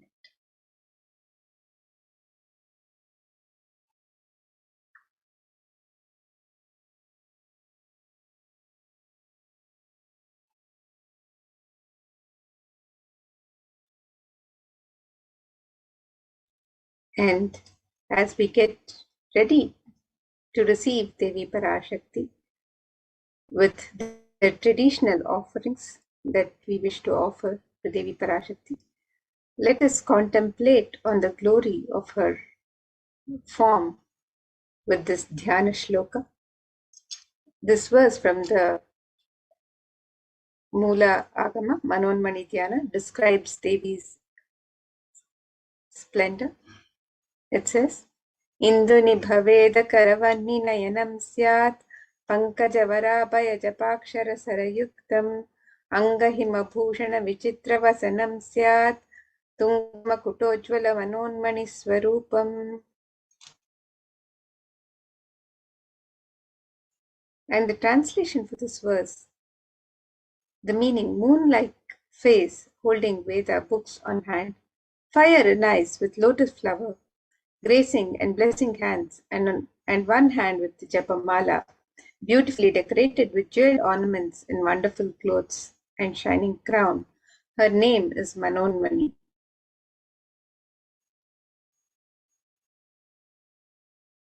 And another verse from the Mulagama Manonmani Dhyana further describes, Dhyayet devim trinetram shashinibhavadanaam vedahastam dadhanam savye padmam varadamapare chapayam chakshamalam divyair abharanair vibhushita tanum brahmadibhi pujitam devi meva manonmanim pratidinam kamarthadatrim shubham. And the translation for this verse, I meditate on Devi with 3 eyes, glowing like a moon and holding the Veda, lotus and gracing with blessing and gracing hands. She is wearing beautiful ornaments. She is worshipped by Brahma and other many gods and showers auspicious boons for all actions every day.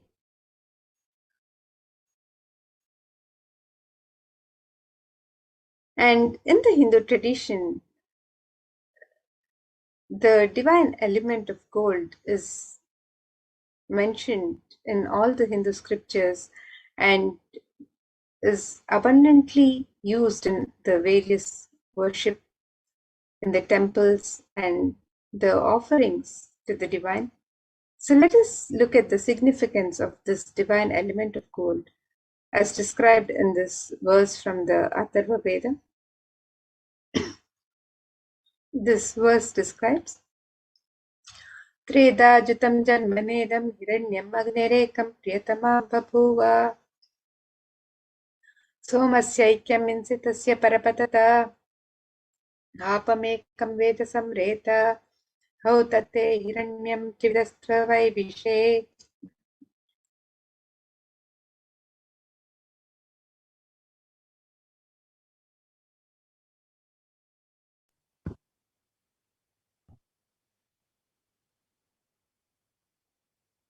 The translation for this verse: triply born by birth is this gold. From the atoms of Agni, it becomes dearest to Agni. One fell away from the Soma when it was hurt. The virtuous and powerful Apa, the watery molecules. Let that triple gold be for your long life. Gold is a divine element in the Hindu tradition.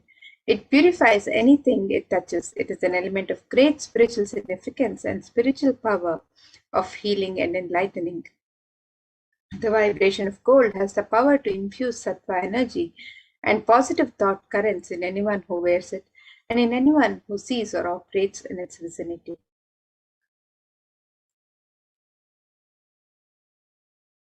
Gold is present in all the scriptures in the Agamas, Vedas, Shrutis, Smritis, Itihasas, and Puranas.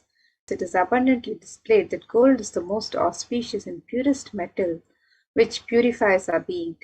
In the Hindu civilization, everything was built in gold, exchanged in gold. Ritual fees were offered in gold bricks.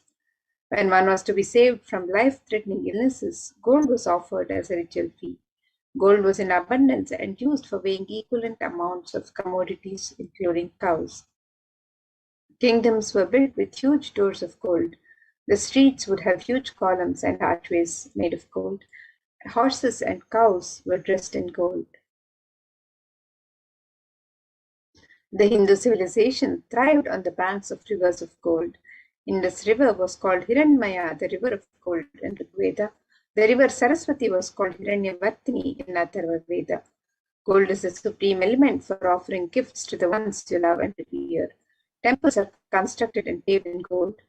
Deities are made in gold and decked and adorned in gold because it preserves the enlightenment energy for thousands of years and it lasts forever.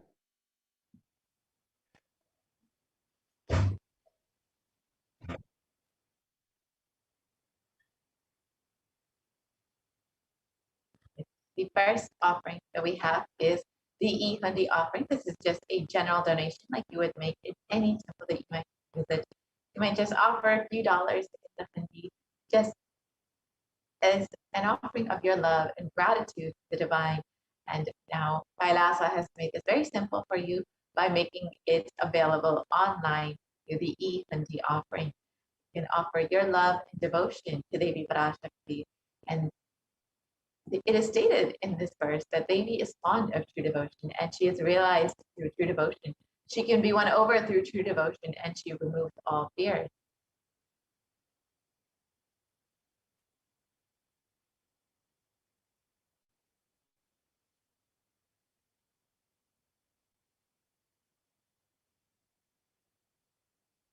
And if there's any fear in the minds of the devotees, Devi is sure to remove that fear.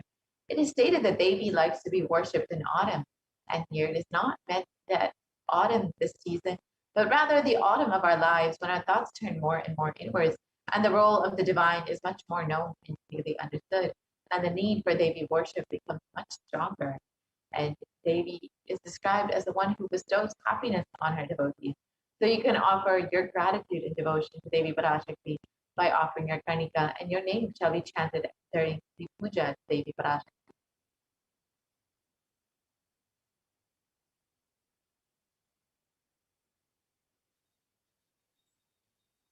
And the next offering is the offering of the Sankalpa chanting, the conscious resolution.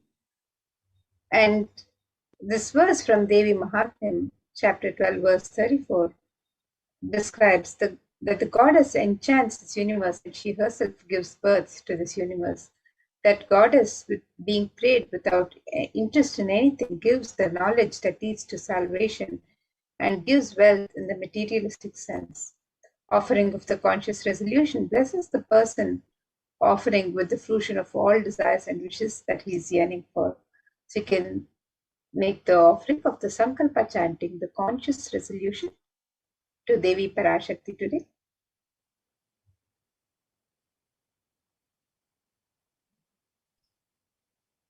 And the next offering to Devi Parashakti is the offering of the Sahasranama Swarnakasu. In the Lalita Sahasranama, Devi is described as Nama Parayana Prita, she who likes the repetition of her various names. And offering of the Sahasranama Swarnakasu is a very special and unique archana offered to the Mahameru of Devi Parashakti. This offering of the pure gold coins inscribed with the 1008 names of Devi Parashakti, each name inscribed on a coin, and you can make this offering to Devi Parashakti in 3 different denominations, and you can offer any number of coins as you would like to offer. And with each name, the sacred names of Devi Parashakti describing her Ananta Kalyana Gunas, the divine qualities of Devi Parashakti, the devotee is also blessed to imbibe these very same divine qualities of Devi Parashakti herself.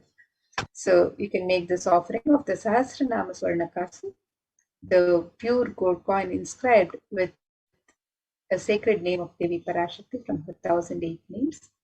And you can make this offering on the website www.kailasamailer.com/save us.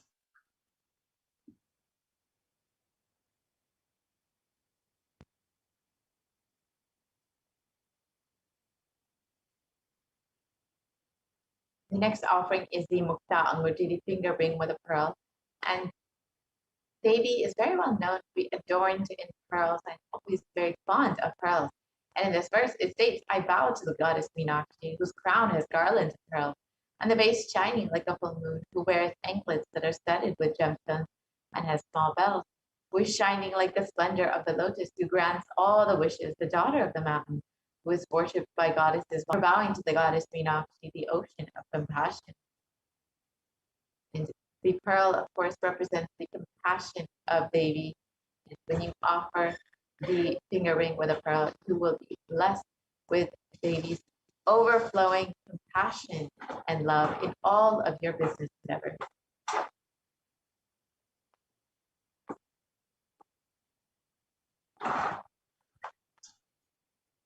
The next offering to Devi Parashakti is the offering of the Swarna Padma Pushpa, the gold lotus.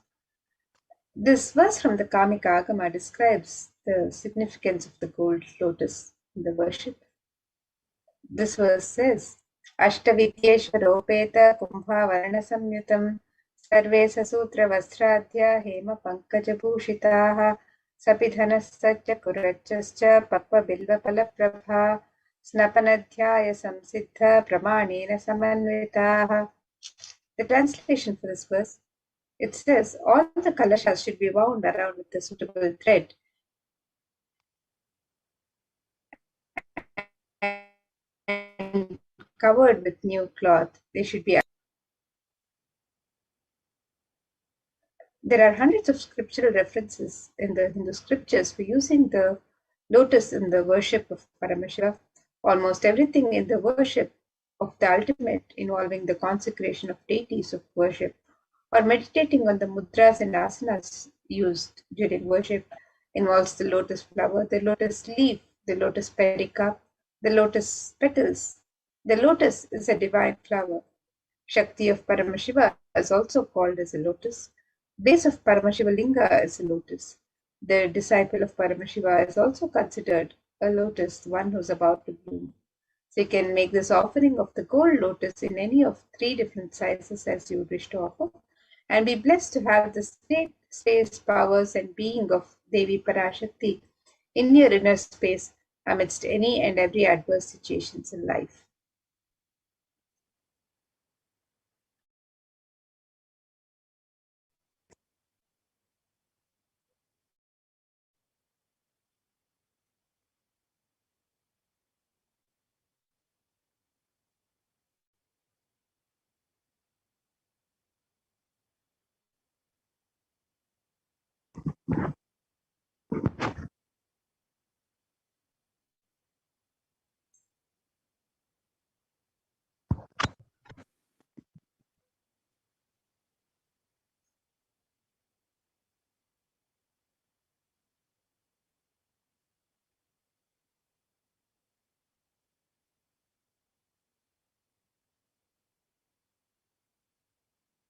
Next offering is the Swadanamati, the gold toe ring.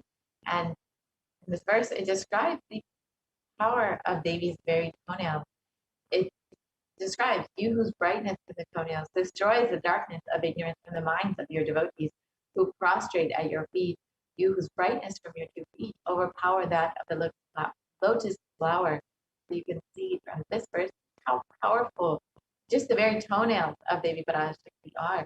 When you offer this Varnamit to Devi Parashakti, you will be in constant gratitude for receiving the blessings in even the most difficult aspects of your life.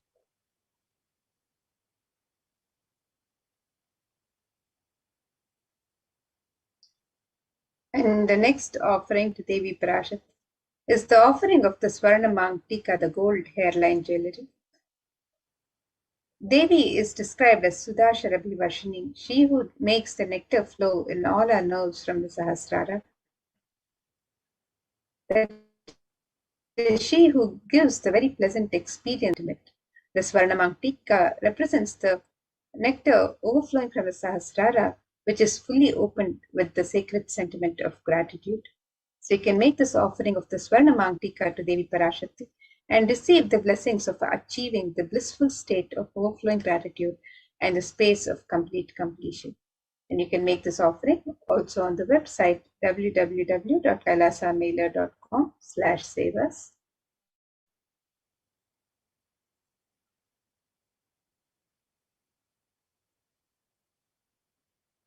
Next offering that we have is the Pratiksha Puja, the most favorite offering of all the devotees and disciples of Paramahansa, who is manifesting Devi Parashakti for each and every one of you.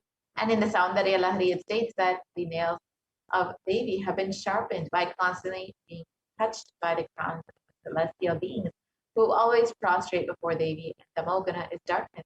In this stotram, tamas is indicative of the ignorance in the minds of the devotees, and by constantly prostrating before Devi, their ignorance is removed and they attain the ultimate knowledge.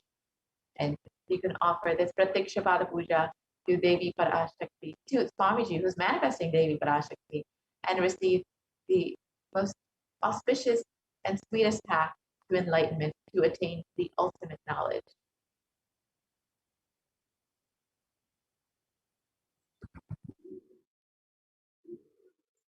And the next offering to Devi Parashakti is the offering of the Vastra Seva.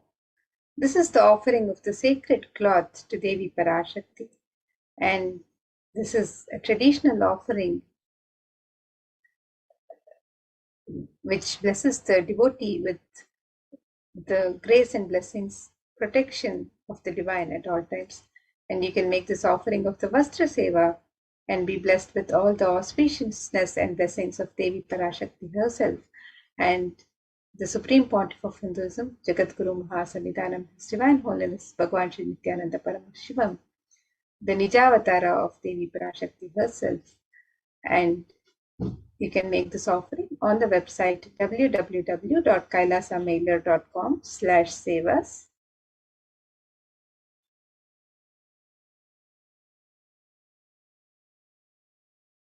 So here you can see a summary of the various offerings that we can make to Devi Parashakti. The e-hundi offering can be made in any amount and in multiple currencies. The Sankalpa chanting, the conscious resolution, can be made on the website also. The Devi Sahasranama Kasu, which is the pure gold coins, each coin inscribed with one of the 1008 sacred names of Devi Parashakti. This offering can be made in 3 different denominations, and you can also offer any number of coins as you would like to offer. You can make the offering of the Mukta Anguti, the gold finger ring embedded with pearl, and this offering can also be made in 3 different sizes.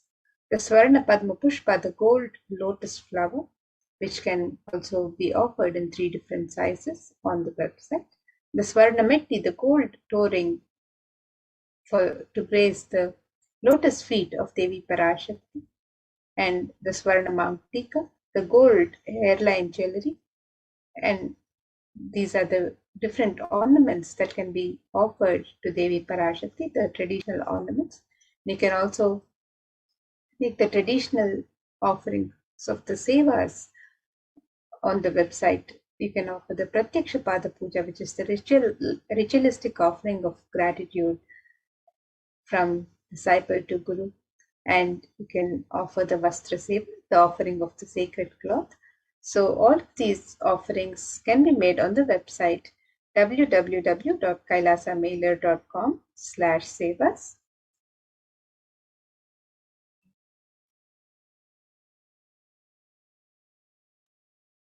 And here you can see the website www.kailasamailer.com/sevas. And as you scroll down, you can find out more about the various offerings. You can click on this link here for the e-hundi offerings. So you can click on the link on step 2, and you can also click on the link on step 2 to make your various offerings, the traditional offerings to Devi Parashakti as you get ready to receive her darshan today. And if you'd like to make an offering, if you'd like to make an intention to make an offering and you would like to receive the blessings of Devi Parashakti to manifest your intention into reality, you can submit the form on step 1. And once you've made your traditional offerings to Devi Parashakti, you can also fill out the details of the Sankalpa, the conscious resolution, with the names of yourself and your family members on the form in step 3. So you can make all of these traditional offerings to Devi Parashakti as you prepare to receive her darshan today. The e-hundi offerings can be made in multiple currencies, in US dollars, Australian dollars, New Zealand dollars, Canadian dollars, euros, Indian rupees, Singaporean dollars, Malaysian ringgits, Great Britain pound, and the Chinese yen. And you can make the offerings in any amount of your choice. And the traditional offerings of the ornaments and the sevas can also be made on the website. And you can also offer the conscious resolution. You can offer the Devi Sahasranama Kasu, the pure gold coin inscribed with the sacred name of Devi Parashakti from one of her 1008 names. You can offer the Mukta Anguti, the gold finger ring embedded with pearl in 3 different sizes. You can offer the Swarna Padma Pushpa, the gold lotus flower in 3 different sizes. The Swarna Metti, the gold toe ring to adorn the sacred lotus feet of Devi Parashakti. The Swarna Mangtika, the gold hairline jewelry representing the overflowing nectar from the Sahasrara. The Pratyaksha Pada Puja, the traditional offering of gratitude from disciple to Guru. And the Vastra Seva, the offering of the sacred cloth. You can make all of these traditional offerings of ornaments and sevas on the website www.kailasamailer.com/sevas. And now with this, let's get ready for the next segment of this program, where we'll be learning more about the various facilities being made available for the well-being of humanity as guided by the Supreme Pontiff of Hinduism himself through the de facto embassies of Kailasa. So now let's get ready to learn more about this.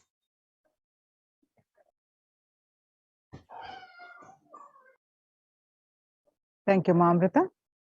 Nithyanandam, everyone. Welcome back to this segment of the Kailasa's de facto spiritual embassies and Kailasa's contribution, the Supreme Pontiff of Hinduism's contributions.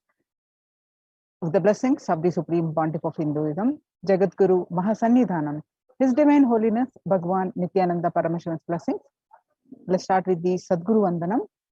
Nithyanandam Paramasugadam Kevalam Jnanamurtim Dvandvatitam Gagana Sadusham Tattvamasyaadilaksham Ekam Nityam Vimalamachalam Sarvadi Sakshibhutam Bhavatitam Trigunarahitam Sadgurum Tam Namami.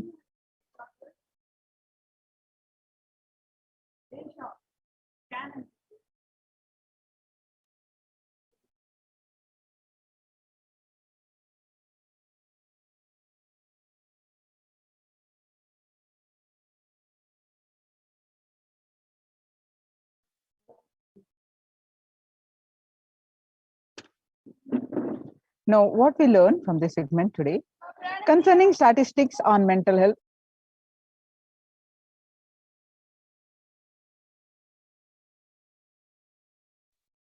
Concerning statistics on mental health and global peace across the world due to COVID-19. What are the Supreme Pontiff of Hinduism? Kailasa's contributions for global peace. The Supreme Pontiff of Hinduism, spiritual solution for COVID-19. Kailasa's COVID Care Protection Center, some glimpses. Why temple-based ecosystems? And UN recognizes Kailasa's contribution. Join Kailasa's COVID protection centers.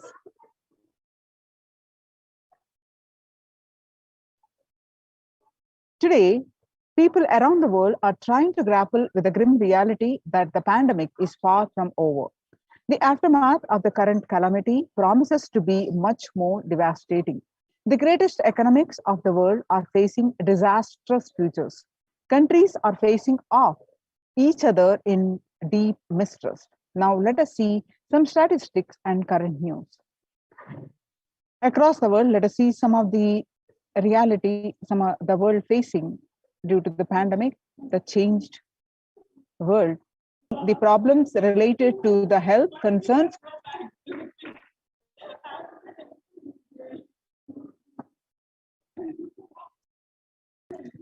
Australia reported a new record number of coronavirus cases recently when the country continues to battle the third wave of COVID-19 infections. There were more than 2,400 new locally acquired infections reported nationwide, and the figure surpassing 2,000 in a single day for just the second time.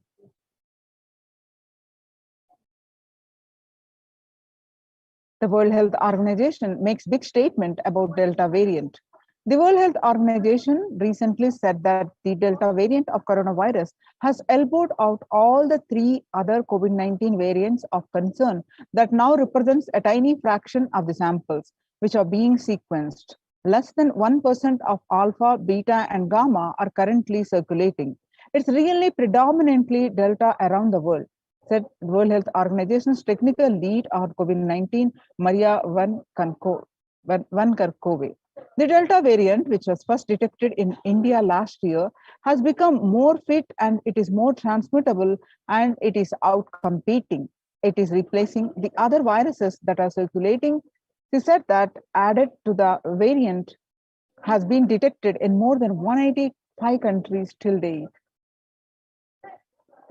The coronavirus pandemic has now killed more Americans than the 1918 to 19 influenza pandemic did. The influenza pandemic in 1918 to 19 infected about 25% of Americans and killed an estimated 0.65% with 675,000 deaths. COVID-19 has infected more than 12% of Americans and killed about 0.2% with 676,000 deaths. Now that the US death toll from COVID-19 has surpassed 676,000, the coronavirus pandemic has killed more Americans than the 1918 to 19 influenza. Axios and the Associated Press both reported the grim milestone on Monday. The COVID-19 now officially US deadliest pandemic as death toll crosses that of the 1918 to 19 flu.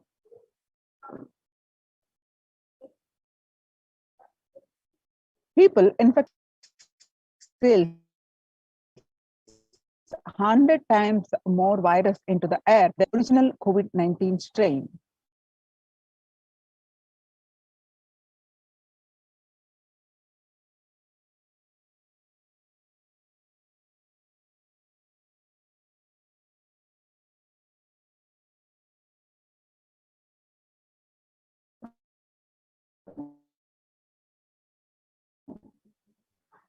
and 6 feet virus carrying, according to a study, results published in the journal Sustainable Cities and Society.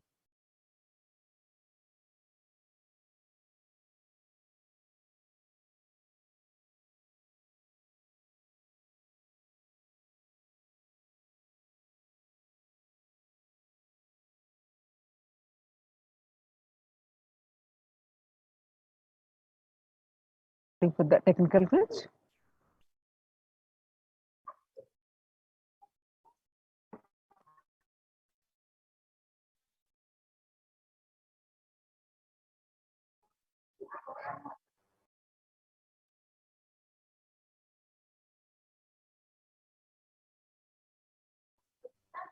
So 6 feet distance may not be enough to prevent viral transmission indoors.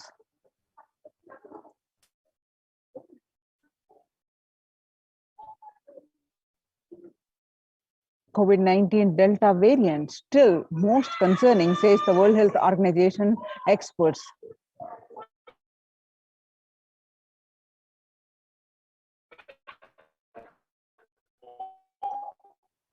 COVID-19 pandemic is no.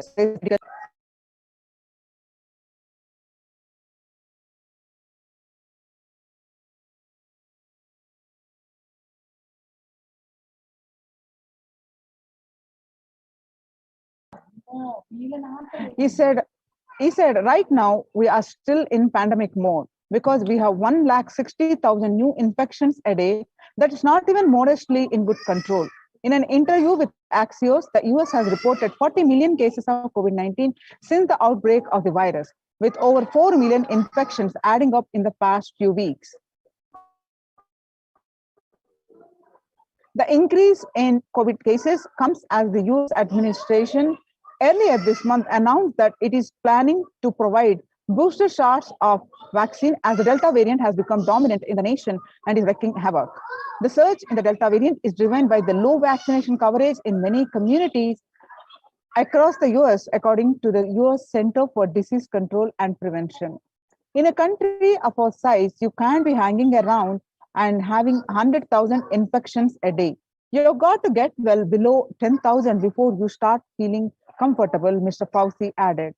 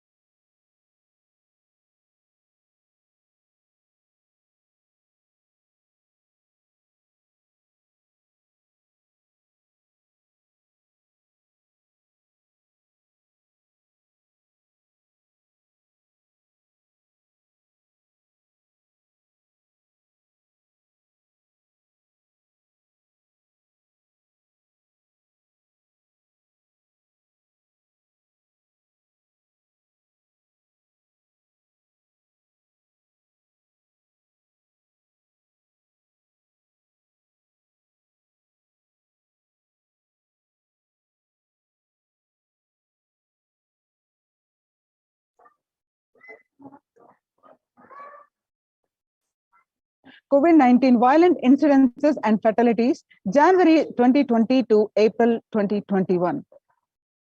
You can see the spike in violent incidences in April 2020.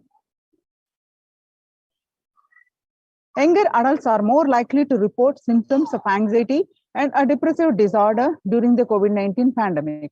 Ages 18 to 24, about 56.2%, reporting symptoms of anxiety and or depressive disorders. Ages 25 to 49, reporting symptoms of 48.9%, and ages 50 to 64, reporting symptoms of anxiety and or depressive disorders, about 39.1%, and ages 65, about 29.3%. The average share of adults reporting symptoms of anxiety and or depressive disorders, January to June, which was 6 months period, was 11%, and in what it was 11%, and in January 2021, it rose up to 41.1%.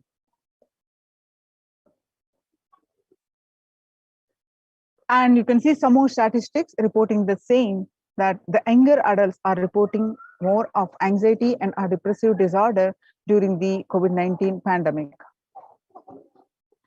The stress in America 2020, a national mental health crisis. COVID-19 isn't stressor for most Americans. Nearly 8 in 10, about 78% say the coronavirus pandemic is a significant source of stress in their life. And nearly 7 in 10, which is 67%, say they have experienced increased stress over the course of the pandemic.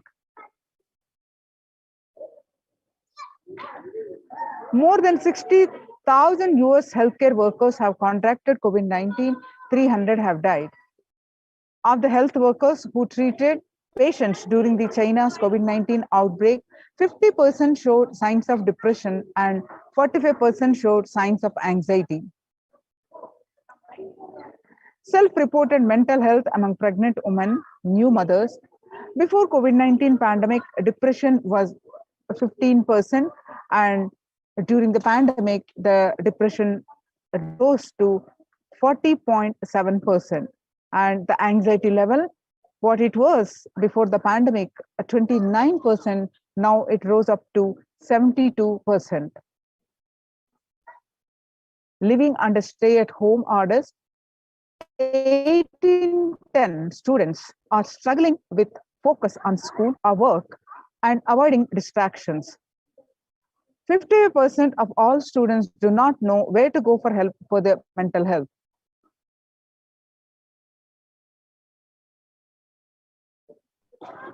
Nearly 82% of women surveyed said their lives have been negatively disrupted by the pandemic.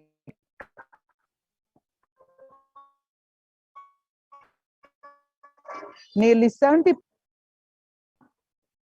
to their career growth.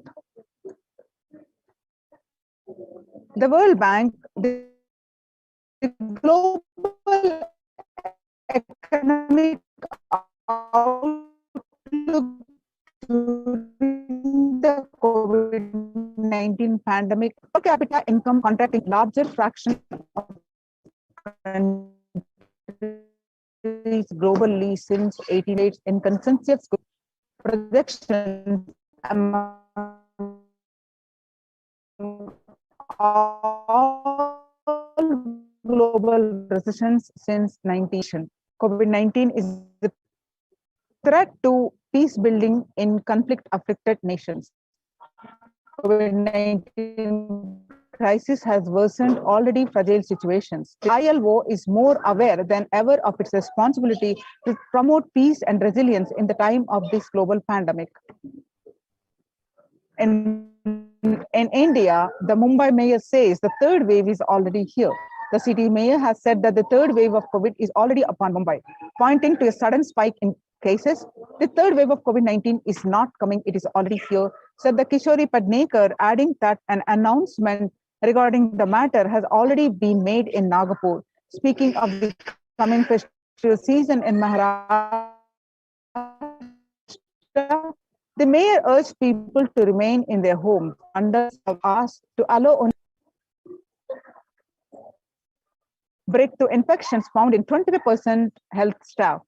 A little over 25% of healthcare workers were infected with coronavirus despite getting fully vaccinated. A recent study has revealed, giving an insight on the breakthrough infections due to the Delta variant. The study, jointly conducted by the Institute of Genomics and Integrative Biology and Maximum Hospitals in Delhi NCR, found that the vaccination breakthroughs were far more common during the Delta outbreak in Delhi than previously reported.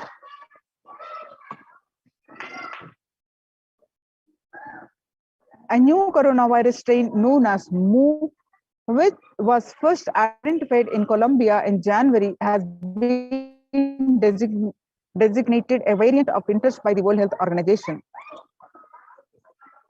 Now that we have seen across the world the pandemic situation and how it is affecting not only health, physical health and mental health, but also it is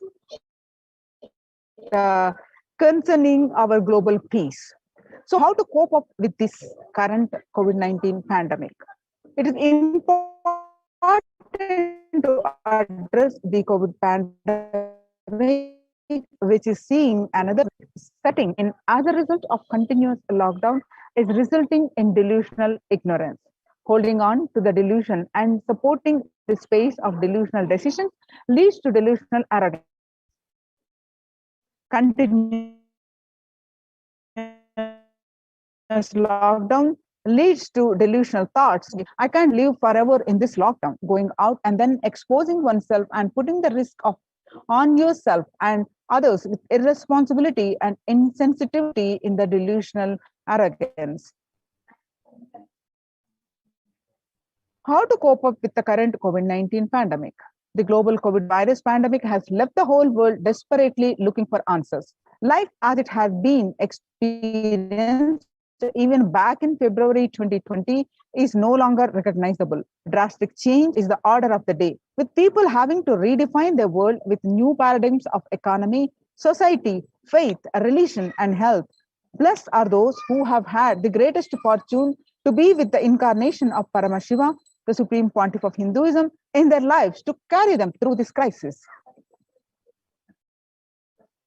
If you are in India, consider joining the COVID care protection centers across India, Kailasa's de facto spiritual embassies, which are multi-layered quarantine facilities.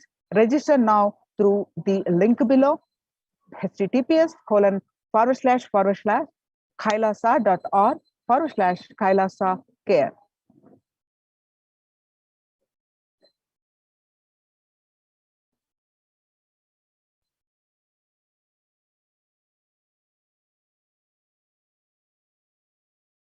Making peace with nature.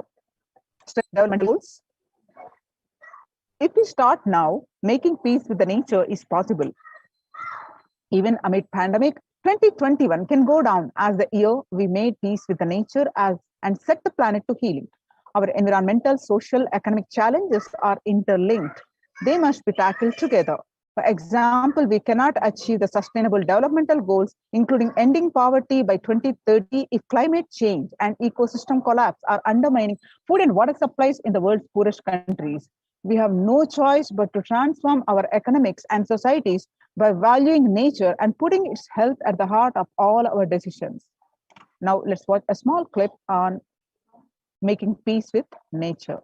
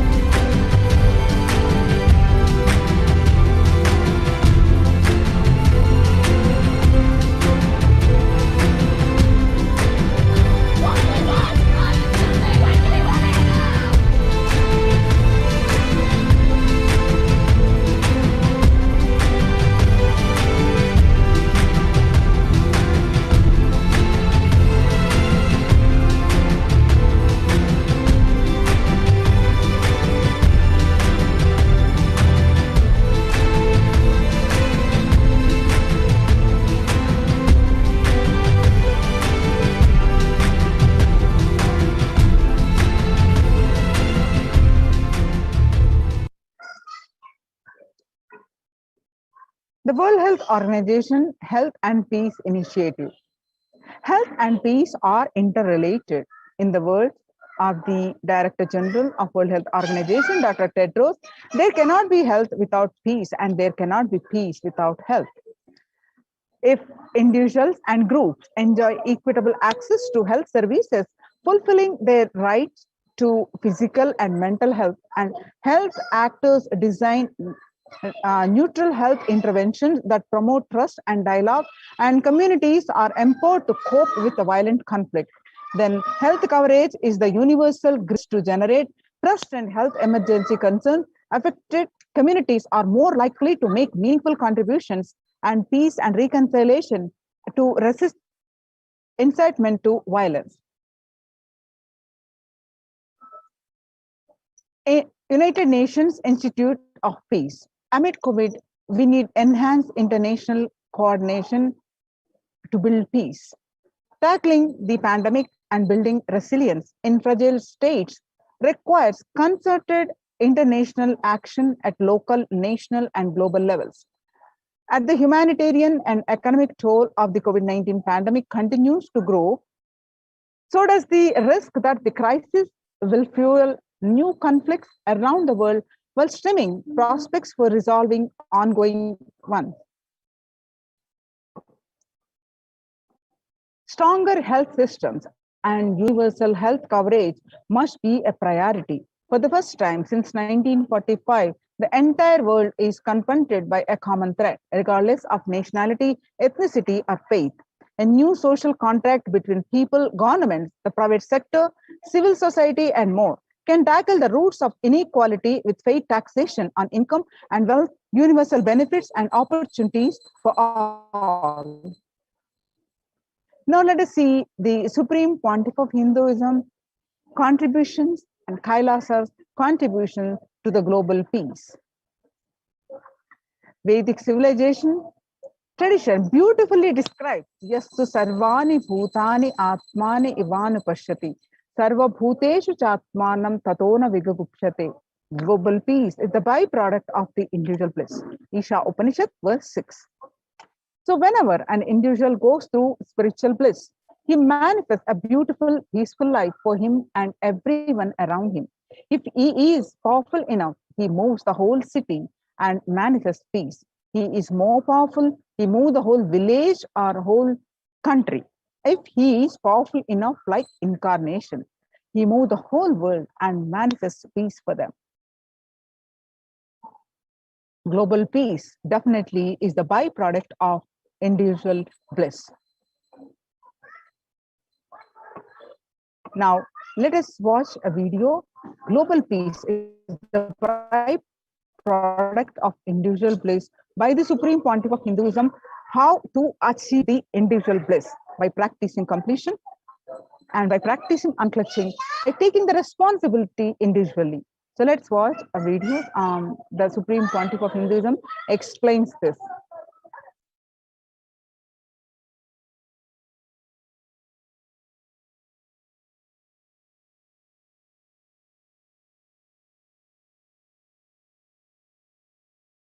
Are carrying, and the consciousness embodied in many bodies.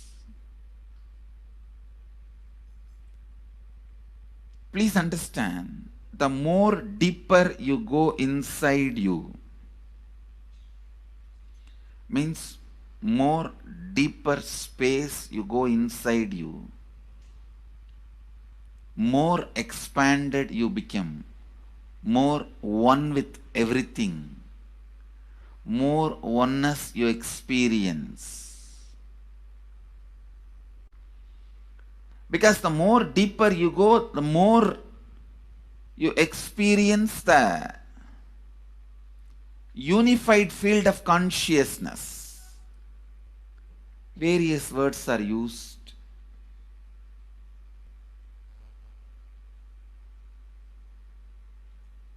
Some of the Hindu traditions uses the word Atma, Brahman.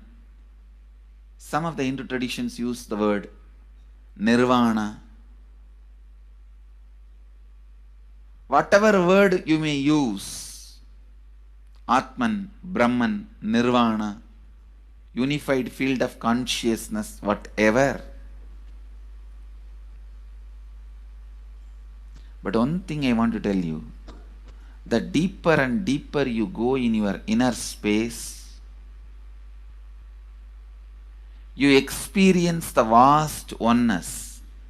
The more superficial you are, the more incompletions you carry with others, even with yourself.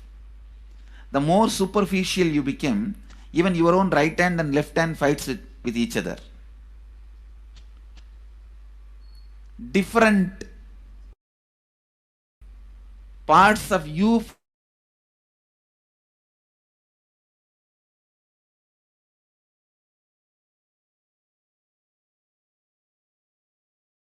fights. The more deeper you start traveling, first you get integrated. The you fighting with you stops. Then the people around you get integrated. They fighting with you stops. Completion with yourself, then completion with others, then comes completion with other things, not just living beings, even with inanimate beings. The completion starts happening. Even with a nature, completion starts happening. Please understand, the more deeper you travel, the more deeper you go, the more deeper you settle down, the more deeper you start living. Your cognition expands. Your cognition includes. Your cognition becomes more and more inclusive. More joy, more bliss, more knowledge.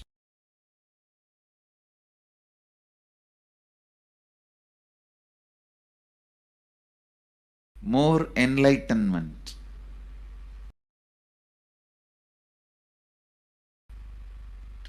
Please understand. You feels complete with you.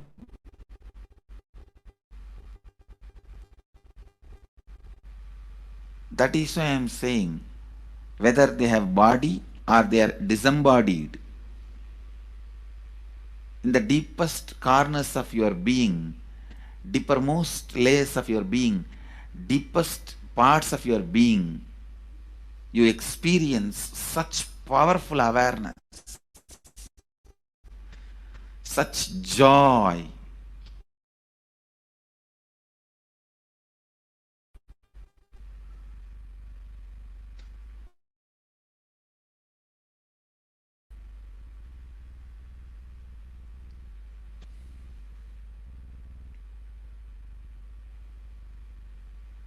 Going into the deepermost corners of your being, not only joy, it's a power.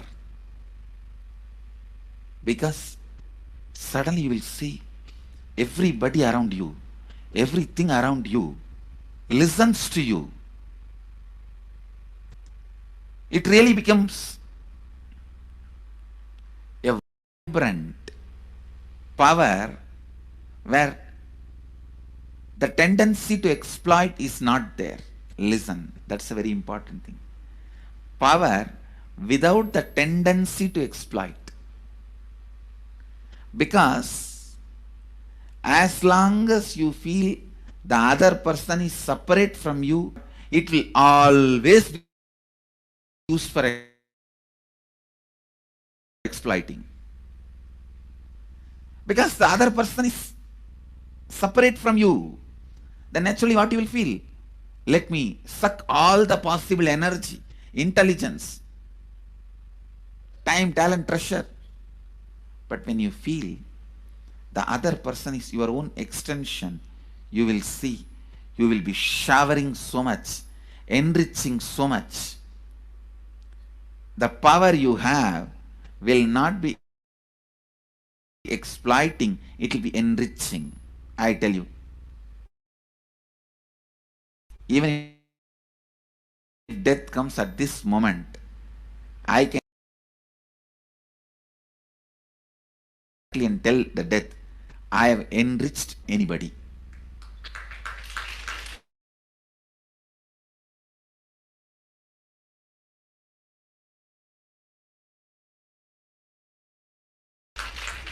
I have given to everyone more than what I received from them. Come on, let's go. My accounts is clear. I don't have debt. No credit card money to be paid, loans to be paid, no debit card, no credit card. My accounts is clear.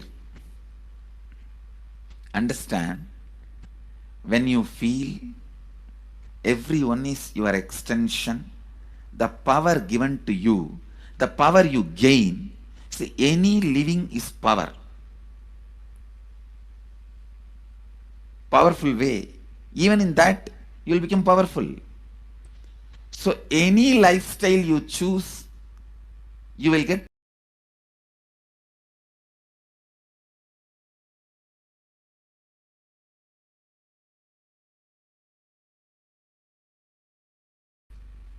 Whether it is exploiting or enriching, whatever lifestyle you choose,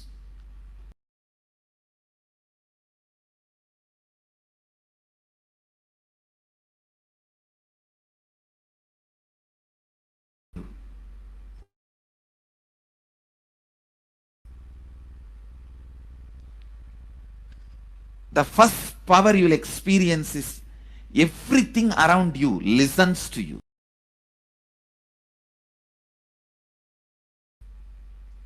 That power will simply make you enrich everyone.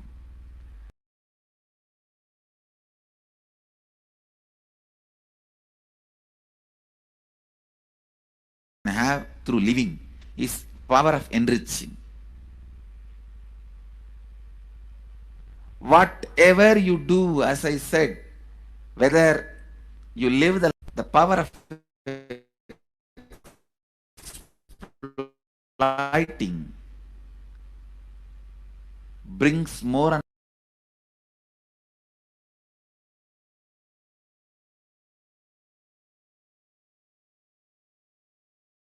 more. The power of enriching brings more and more completion in you and in others. This full month, Nithyananda Sangha all over the world. The other day I was seeing, we have officially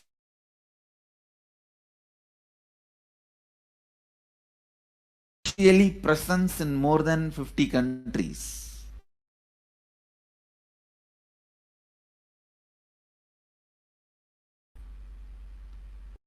Impacting global peace.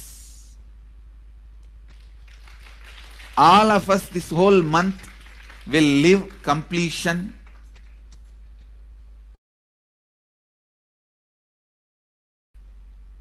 and do samskara dahana kriya, means burning the patterns which separates us from others, burning the patterns which are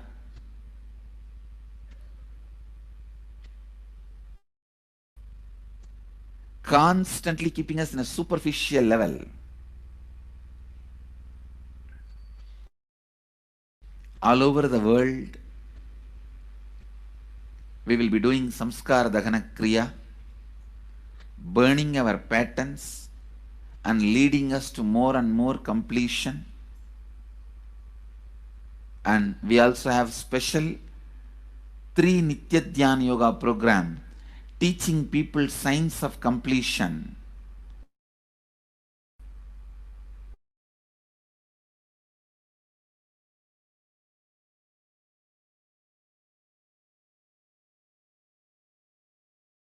And facilitating samskara dahana kriya.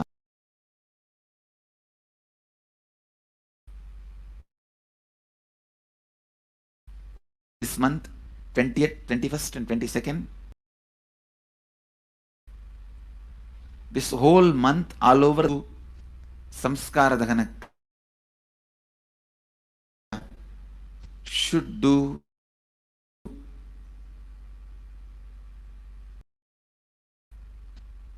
the practice of burning all the incompletions and patterns which leads to conflicts, bringing more and more peace inside us and outside us.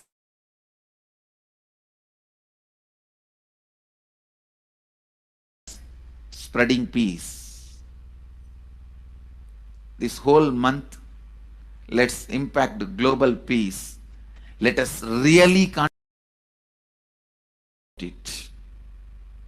Let's do it. Let's do it.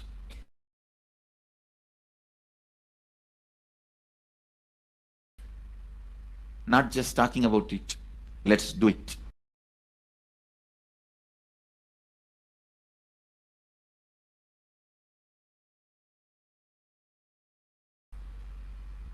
Even if you teach the samskara dana kriya to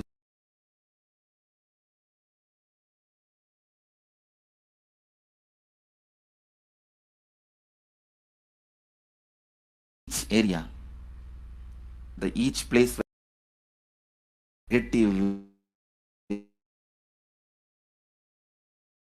waves, negative vibes reduction,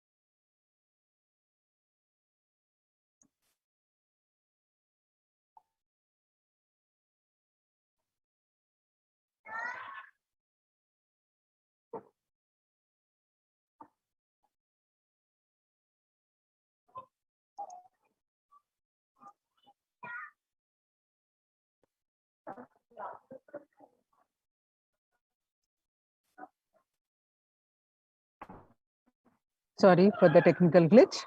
Now we are going to start. The global peace is a byproduct of individuals' self-transformation, the secret to achieve global peace.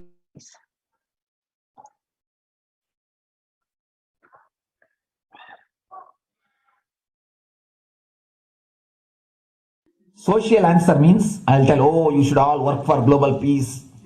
You should all work for turning the world. You should work for revolution. You should work for all these, that things. You should vote only the says that it will stop the war and all these things. This is the social answer. Nonsense. If you want the honest answer, I tell you, simply transform yourself. You can't do anything. What you do, you would have done it. Be honest. If you can do, you would have done it. You are raising this question because you are not able to do. Am I right? So let us be very clear. Let us be honest. We are not able to do socially. That's the truth. That's the reason you are sitting here and raising the question. I tell you, understand few important things. There are a lot more attached to this question. There are many things which is attached to this question. We always feel the present is the world is totally spoiled. It is not going according to the rules or how it is supposed to be. It was wonderful once upon a time. In ancient time, things were going properly. Everything was well and great. And I tell you, 10,000 years ago, they found some writings on stone in Harappa Mohenjo-daro culture. Some stone writings have been discovered. The other day I read a beautiful book about that stone writings. That writings, it says, oh, nowadays the society is not as it should be. So much of war, there is no peace. In the early times, there was so much of peace. Society was really great. Things were as it should be. And it almost looks like a today newspaper editorial. 10,000 years ago, the same thing carved on a stone. Then understand, there was no such time as only good prevailed. It is just a fantasy. Hinduism, they call it Satya Yuga, the age of truth. There was a time only truth prevailed. And every religion, Christianity, they say the Garden of Adam and Eve. There was a time everything was wonderful. Every religion has got the fantasy. The past was great. There was golden past. Always the idea of golden past exists only in the past. The more you go back, again you say the past was great. And I tell you one thing, it is a wonderful way of postponing the accepting the reality. Otherwise, I can be sure the world was same as it is today.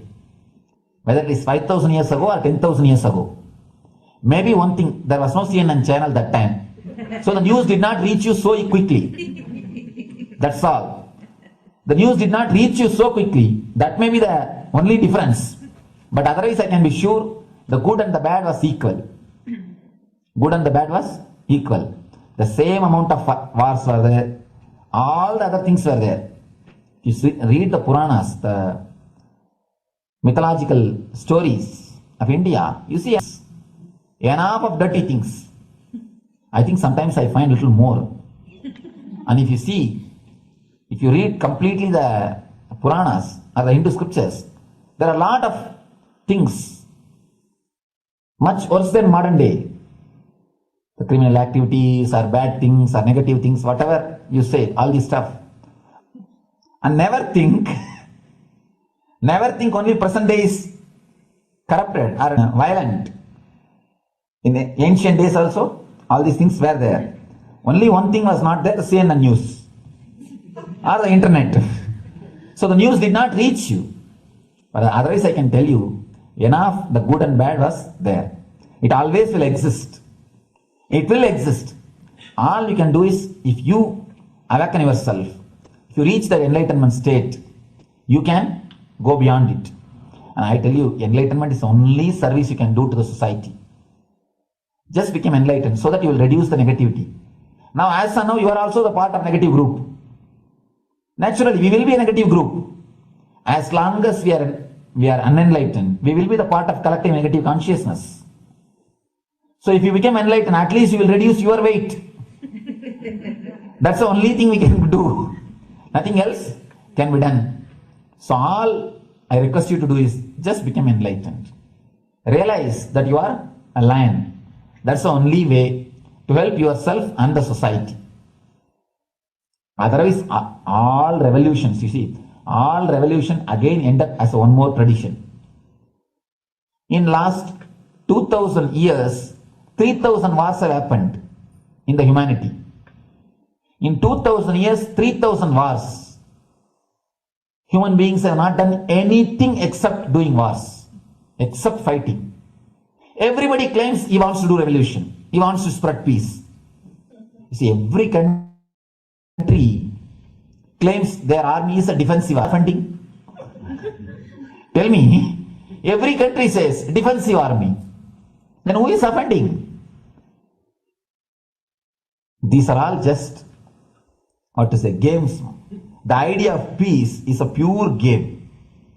Everybody wants to spread the peace according to them, not according to the other person. They want peace according to them. The other day I was in one interreligious gathering. One guy is preaching, let all of you convert to my religion so that we will not have fight. He wants peace the way in which he wanted, not the way in which. And there's a beautiful saying, the sword of Muhammad, it is written, peace alone should survive, something like that. He has written some statement about the peace on the sword. We all take sword to spread the peace. So no revolution is going to help, because in the last 2000 years 3000 revolutions have happened. but still world is same, I think much worse. So no revolution is going to help, only individual evolution is going to help. So be very clear. Instead of working in the outer world, start working in the inner world. That will help you and society some way.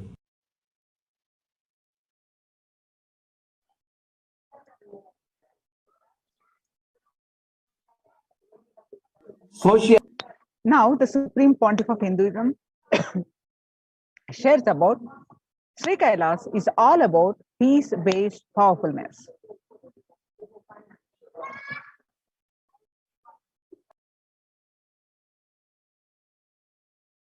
Listen carefully. The space of Shanti, the space of Shanti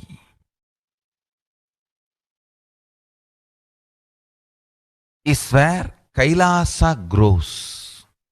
Listen carefully. It is in the deep powerfulness of peace, or peace-centered powerfulness is the ground, breeding ground for Paramashivoham to manifest. Please understand. Like how pure mirror reflects everything, pure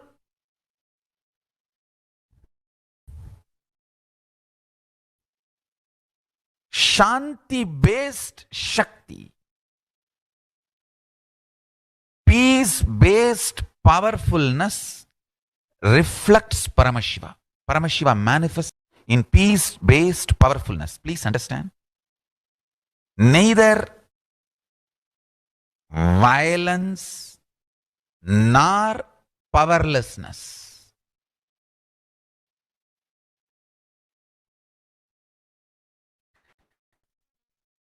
Powerlessness is weakness.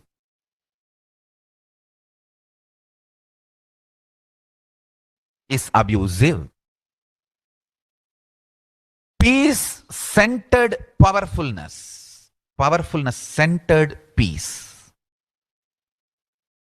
All the Upanishads starts with peace, completes with peace. Shanti mantra. Starts with Shanti mantra, gets completed with Shanti mantra. Peace is a fundamental requirement for Paramashivatva to manifest. That is why people who don't want us to manifest Paramashivatva or power manifestation do not want to allow the peace in our life, or do not want peace in our campus. Understand? But only if you are peaceful, which cannot be shaken even by the demons and devils and rakshasas, we can be in eternal peace. So, remember this very clearly.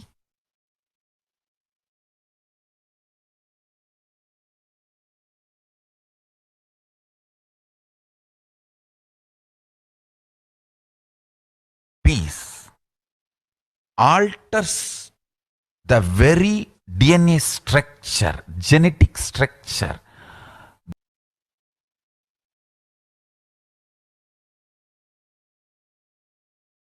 Anu Mahat structure. Understand? Anoraniyan Mahato Mahiyan. The consciousness in you is atom inside the atom, Mahat, more than Mahat. That Anoraniyan Mahato Mahiyan. That consciousness starts growing in you with more and more peace-based powerfulness developing in you. Nothing can be compared to unclutching. Spend more and more time, energy in unclutching. It will never be wasted. Time spent on unclutching is the most productive time for you in your life, because unclutching completely makes you altogether. Understand? It makes your very biomemory, muscle memory, core structure, molecular structure, genetic structure, DNA structure, everything, all the 8 energy flow circuits, 7 energy flows, 1 the pure conscious explosion. So totally 8 energy flow circuits exist in you. All the 8 explodes when you unclutch. Understand? Unclutching is the space of Sri Kailasa.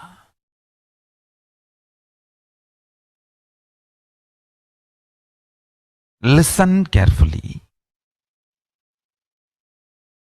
Listen.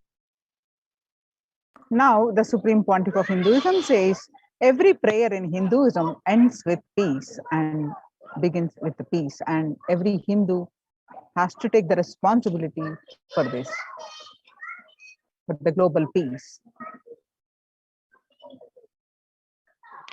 Every chanting, every prayer in Hinduism ends with Shanti, Shanti, Shanti 3 times. Means peace, peace, peace. Hinduism is the real religion. Loving peace, living peace. Individual level, social level, global level. Understand? Hinduism lasts all its 56 nations, 200 states, 10,000 kingdoms, samsthanas, is not a loss to Hinduism, it is a loss to planet Earth, human beings.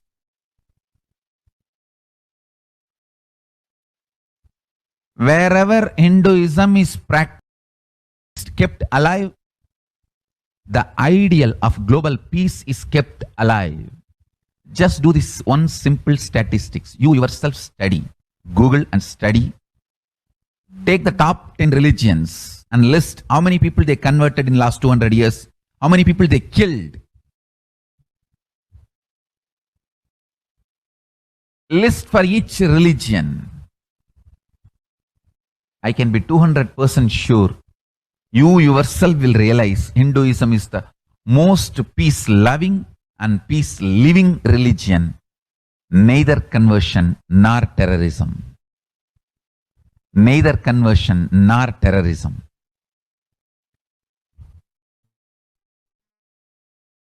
Being the Supreme Pontiff of the most peace-loving,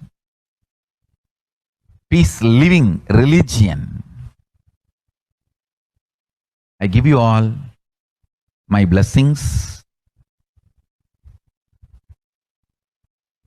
on this International Peace Day. Understand? It is we Hindus need to keep the global peace as a living possibility, and we need to make this global peace as a reality. Just talking about global peace will not work. Working for global peace only is the responsibility of the real living Hindu. Anyone who wants to claim themselves as a Hindu or practicing Hindu should work for global peace. Global peace is our responsibility.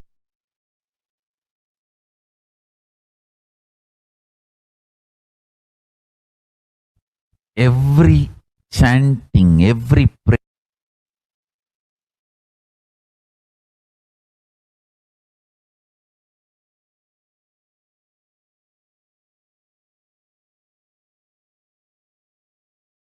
Hindus have the responsibility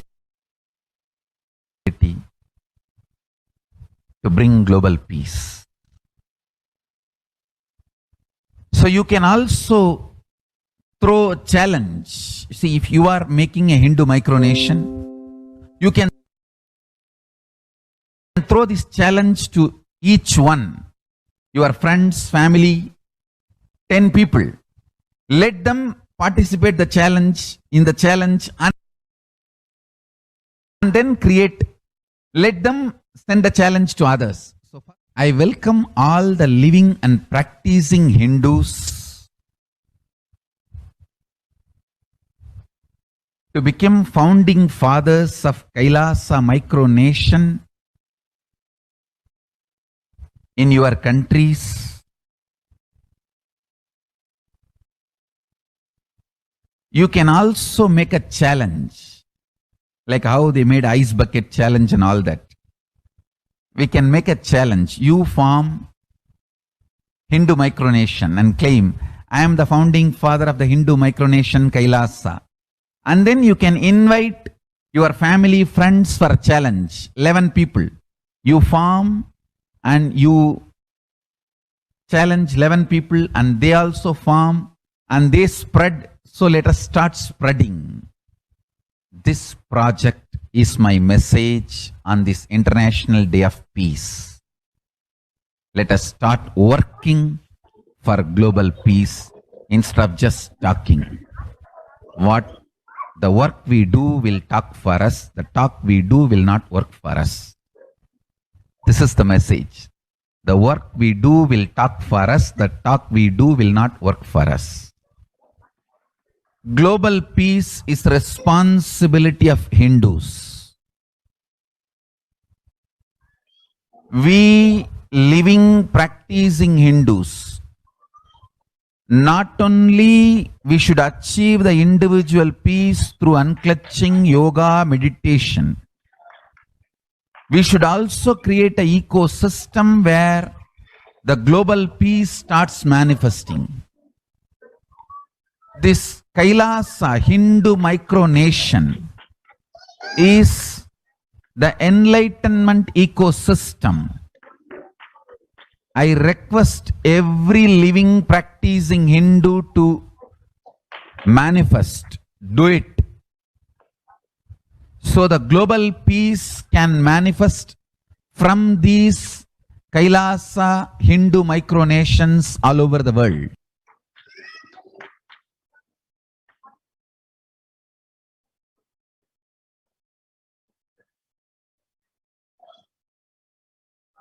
Now, Kailasa's mission of global peace and super consciousness breakthrough. The sovereign order of Kailasa, led by the Supreme Pontiff of Hinduism and Nithyananda order of monks, nuns, and Hindu diaspora, are working for global peace and to give a super consciousness breakthrough to humanity. It is the Supreme Pontiff of Hinduism's mission to revive a conscious world where the global issues at the climate, economic, social, health, and human levels cease to exist from their very root, turning the problems of poverty, hunger, violence, discrimination into powerful living through the experience of oneness. The Supreme Pontiff of Hinduism has been working from the very grassroots levels to usher in an era of peace at all levels, individual, societal, national, and global. His deep insights into the workings of the human mind, body, emotions have enabled him to powerfully and directly address various social and emotional problems facing humanity today. Some of the ways the Supreme Pontiff of Hinduism provides spiritual solutions to combat pandemic and other issues. Since the beginning of the global lockdown, the amount of contribution and activism of Kailasa has increased multifold through the Paramashivoham program, bringing super consciousness breakthrough to whole humanity. By starting the Akhanda Nirvikalpa Samadhi Jnana Yajna and contributing almost 3 million minutes now. Paramashiva Sankalpa chanting, the sacred Sanskrit mantra chanting 24/7 via Zoom sessions. Spiritual healing to one and all 24/7. Helping humanity to cope up with insecurity, fear, disease by empowering individuals to heal themselves, learn to cope up emotions like depression and tough situations in relationships. Providing alternative solutions to worldly problems through power manifestation. Initiating thousands into everyday, into manifesting innate superhuman capabilities into Kailas courtyard sessions, providing healthy solutions like a technique to clear the stomach from the Ayurveda solutions, which ultimately brings clarity out to the spiritual truths and give a conscious breakthrough. In the long term, establishing self-sufficient communities. Continuing and identifying the service of Annadan, the free food in Nithyananda Annalayas around the world, including Tirunamalai and Los Angeles. Paving way with the New World Order, starting the agriculture-based communities in Adi Kailas and several other locations. Peacekeepers of Kailasa offering various life solutions from the teachings of the Supreme Pontiff of Hinduism. Hinduism prescribes various methods for global healing. One such is Maheshwara Puja. Collective negativity simply through the presence of the and his order of monks, offering Maheshwara Puja to the natural calamities hit victims. Bhava Samadhi Darshan to raise the individual consciousness breakthrough. Devi Parashakti Akashic reading, the cosmic revelations. Society was created with the delusional ideas of too many people's beings, blind spots, and the decisions made from these blind spots. If the visionary of a civilization or country or nation has blind spot when he develops the vision for it, the whole civilization suffers these blind spots forever. Now it's time the nature, the Prakriti resets itself. Many of the blind spots based visions, ideas become important components of the society. This pralaya, which is happening, is melting down everything which is delusion based. The world as we know is gone, God. This isolation, which is seemingly endless, with an unknown future, which is compelling humanity to make 100% lifestyle change, is something to be deeply dwelt upon. All problems need to be addressed only with the spiritual solutions and powerful cognitions. To stop people having meltdown, pandemic fatigue, collapsing, depression, destruction, and also give them super consciousness breakthrough and revive the enlightened civilization. The Supreme Pontiff of Hinduism continuously gives spiritual solutions and powerful cognitions. Some of the spiritual solutions and powerful cognitions given by Supreme Pontiff of Hinduism for COVID-19 is unclutching, practicing completion, practicing oneness, practicing ajapa japa of Mahavatya, Om Nithyananda Paramashivoham, consciously building a deep feeling connection, yoga, puja, vegetarian diet, and nirahara samyama. It is time we all take responsibility to save humanity, to protect people from pandemic fatigue, destruction. Let us try to enrich and enrich people for every one of these great spiritual solutions.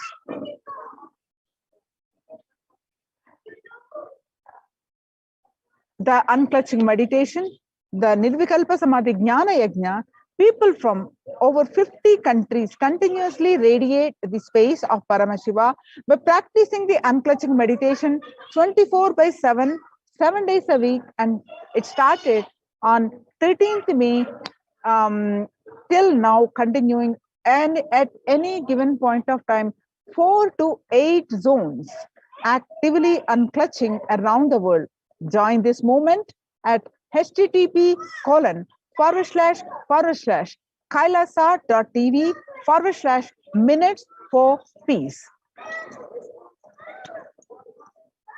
The life solutions based on the ancient Hindu tradition, the meditation and yoga techniques from the scriptures, the cognitions rooted in the highest truth, the lifestyle based on living and radiating the higher values of life and powerful way of living and realizing one's ultimate potential form the foundation of the Supreme Pontiff of Hinduism's teachings, which by their inherent nature provide the foundation for peace on planet Earth. The Supreme Pontiff of Hinduism has launched the Minutes for Peace initiative, which aimed to reduce the crime globally by conducting around the world in parallel. In 2014, just after 2 years of launching the program, it crossed over 1 billion minutes of meditation. The scientific studies have shown a reduced crime rate after participation in the meditation and completion techniques. In 1976, it was found that when 1% of community practiced meditation and pujas, the crime rate was reduced by 16% on an average. The current tally on the Minutes for Peace website is more than 4.3 billion cumulative minutes of meditation logged, including all the events, programs, and festivals where people have gathered at large numbers and participated in meditations and rituals. The total count comes out to be a staggering of 409 billion minutes for peace so far. I can see some of the glimpses where the mass meditations happened. About 5,000 devotees gathered and participated in a 48-day meditation program called Shuddhatvaitam.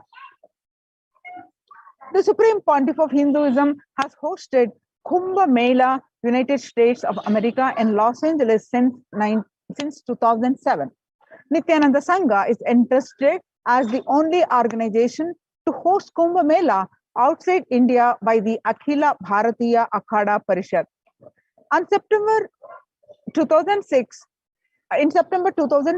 the Supreme Pontiff of Hinduism organized the first conference for world peace to honor the memory of those who lost their lives saving others on September 11, 2001 at Irvine, California, USA. The second Conference for Peace was held in Los Angeles in 2007 in collaboration with Vedanta Society, BAPS, ISKCON, Siddha Yoga, and other organizations. The Kumbh Mela festival spread fast to other countries, including Australia, Canada, etc. In 2009, the Supreme Pontiff of Hinduism organized a month-long peace walk covering 1,000 kilometers and 1,000 villages to bring together in harmony from all walks of life to promote feeling connection and oneness among people. During the walk, health camps were conducted in villages along its path. The Supreme Pontiff of Hinduism has conducted large-scale collective meditations on September 21st, International Peace Day, to raise the collective consciousness. One of the greatest contribution that the Supreme Pontiff of Hinduism is doing is the initiating thousands into Sanya. Sannyas is our social responsibility. Let us save Hinduism and humanity. The Supreme Pontiff of Hinduism has revitalized the monastic tradition of sannyas by initiating hundreds of people into Nithyananda monastic order. The all-renouncing monks contribute the best things to human civilization, living their life with the cognition a life is for others. These monks and nuns act as the harbingers of peace and empowerment for the human society distraught with the violence, depression, and other forms of life negativity. Supreme Pontiff of Hinduism has also revived the ancient practice of embarking on pilgrimages, the spiritual journeys, taking spiritual aspirants to high-energy sacred spots such as the Himalayas, Kailas, Varanasi, Angkor Wat, and various powerful temples of India. Even though the prevalent in India, this practice is rapidly losing its original context, turning into a recreational family vacation. Reviving the original spiritual context, the Supreme Pontiff of Hinduism has made it possible for modern-day human beings to bereft from the spiritual energy present at these centers and accelerate their journey of spiritual evolution, hence ensuring individuals and collective peace as a natural. The food systems hold key to ending the world hunger. The effects of COVID-19 pandemic, the UN has noted a dramatic increase in the world hunger.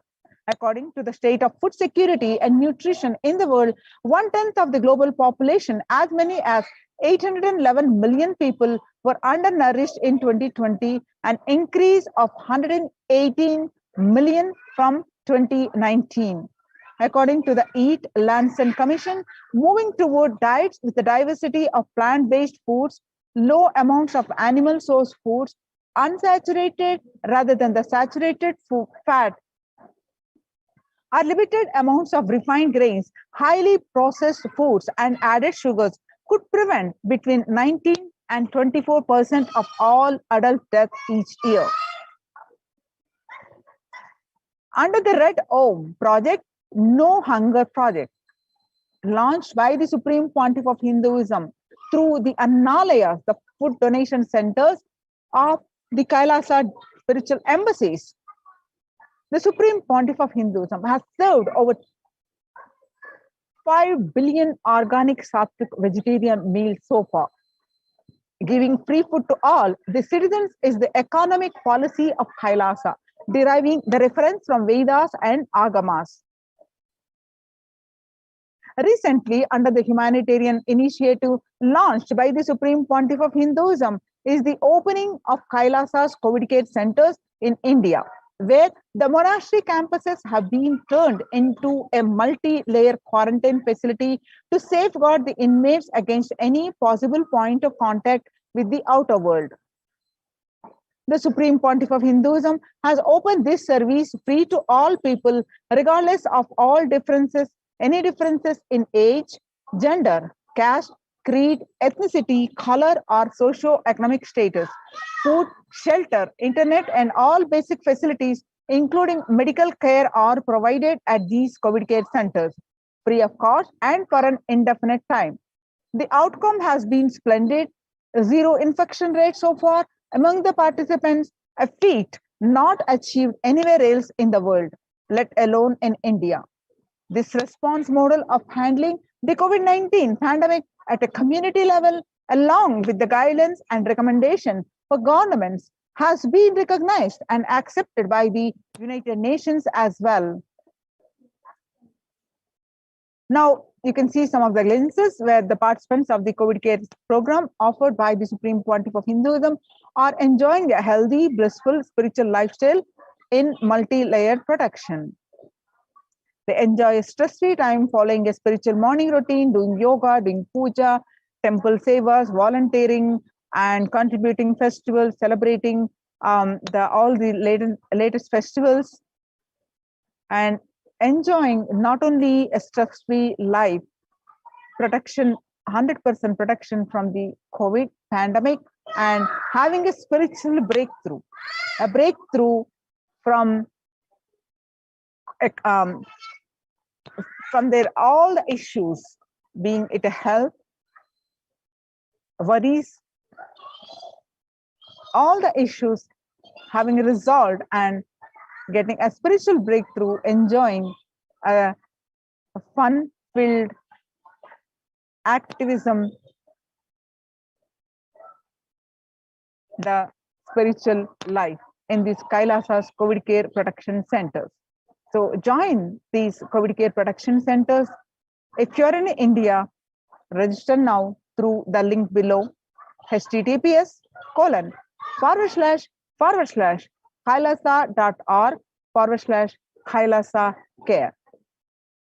With this, we will be moving on to the next segment of the program after a very short break.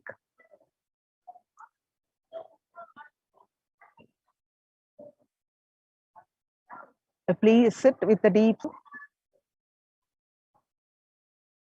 and chant the Mahavakya. Om Nithyananda Paramashivoham. Om Paramashivoham.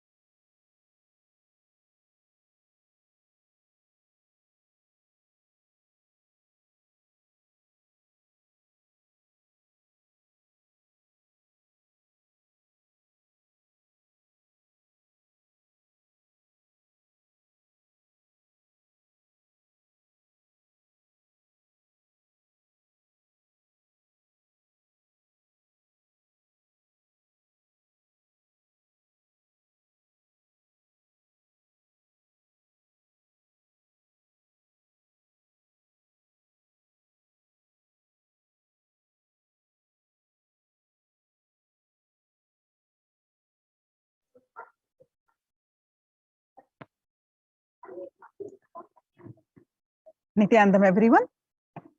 So now we're going to watch the satsang of the Vijayadashami message, the groundbreaking message. What we are going to do is Bhagavan, the Supreme Pontiff of Hinduism, is also going to grace us at 10 p.m. to give us the further understanding of these great truths. So before that, we all need to watch this satsang once more that we are going to play now. And in the Facebook, the SPS page and Twitter handle of Bhagavan, you all need to post your understanding of this as you understanding now. And all your questions that may arise, please post it in the chat on the Twitter, SPH Twitter at Sri Nithyananda, the Twitter handle at Sri Nithyananda, the Supreme Pontiff of Hinduism's Twitter handle, and also the Supreme Pontiff of Hinduism Facebook page. You please post your questions and profile, Facebook profile also. Post your understanding of the satsang, the repeat satsang, and be ready at 10 p.m. to further understanding that the Supreme Pontiff of Hinduism is going to reveal. So you have to tag at ask the hashtag ask the avatar. Post your understanding and tag hashtag ask the avatar.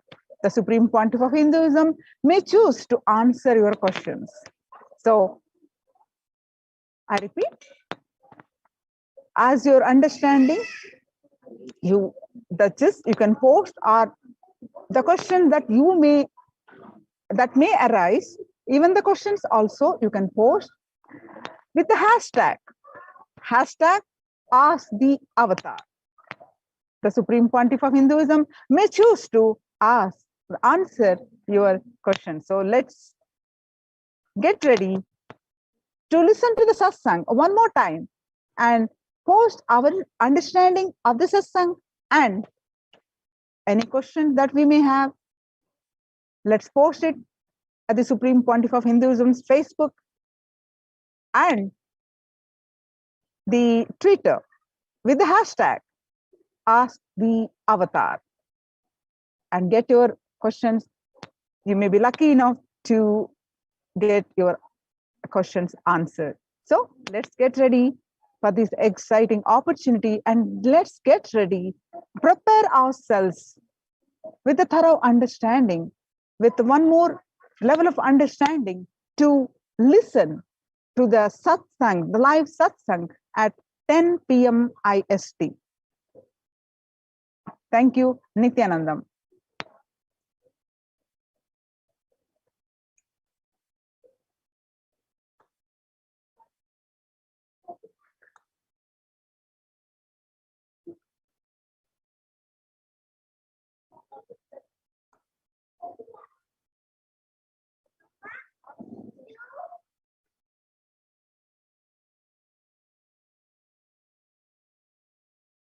Nithyananda Paramashivoham.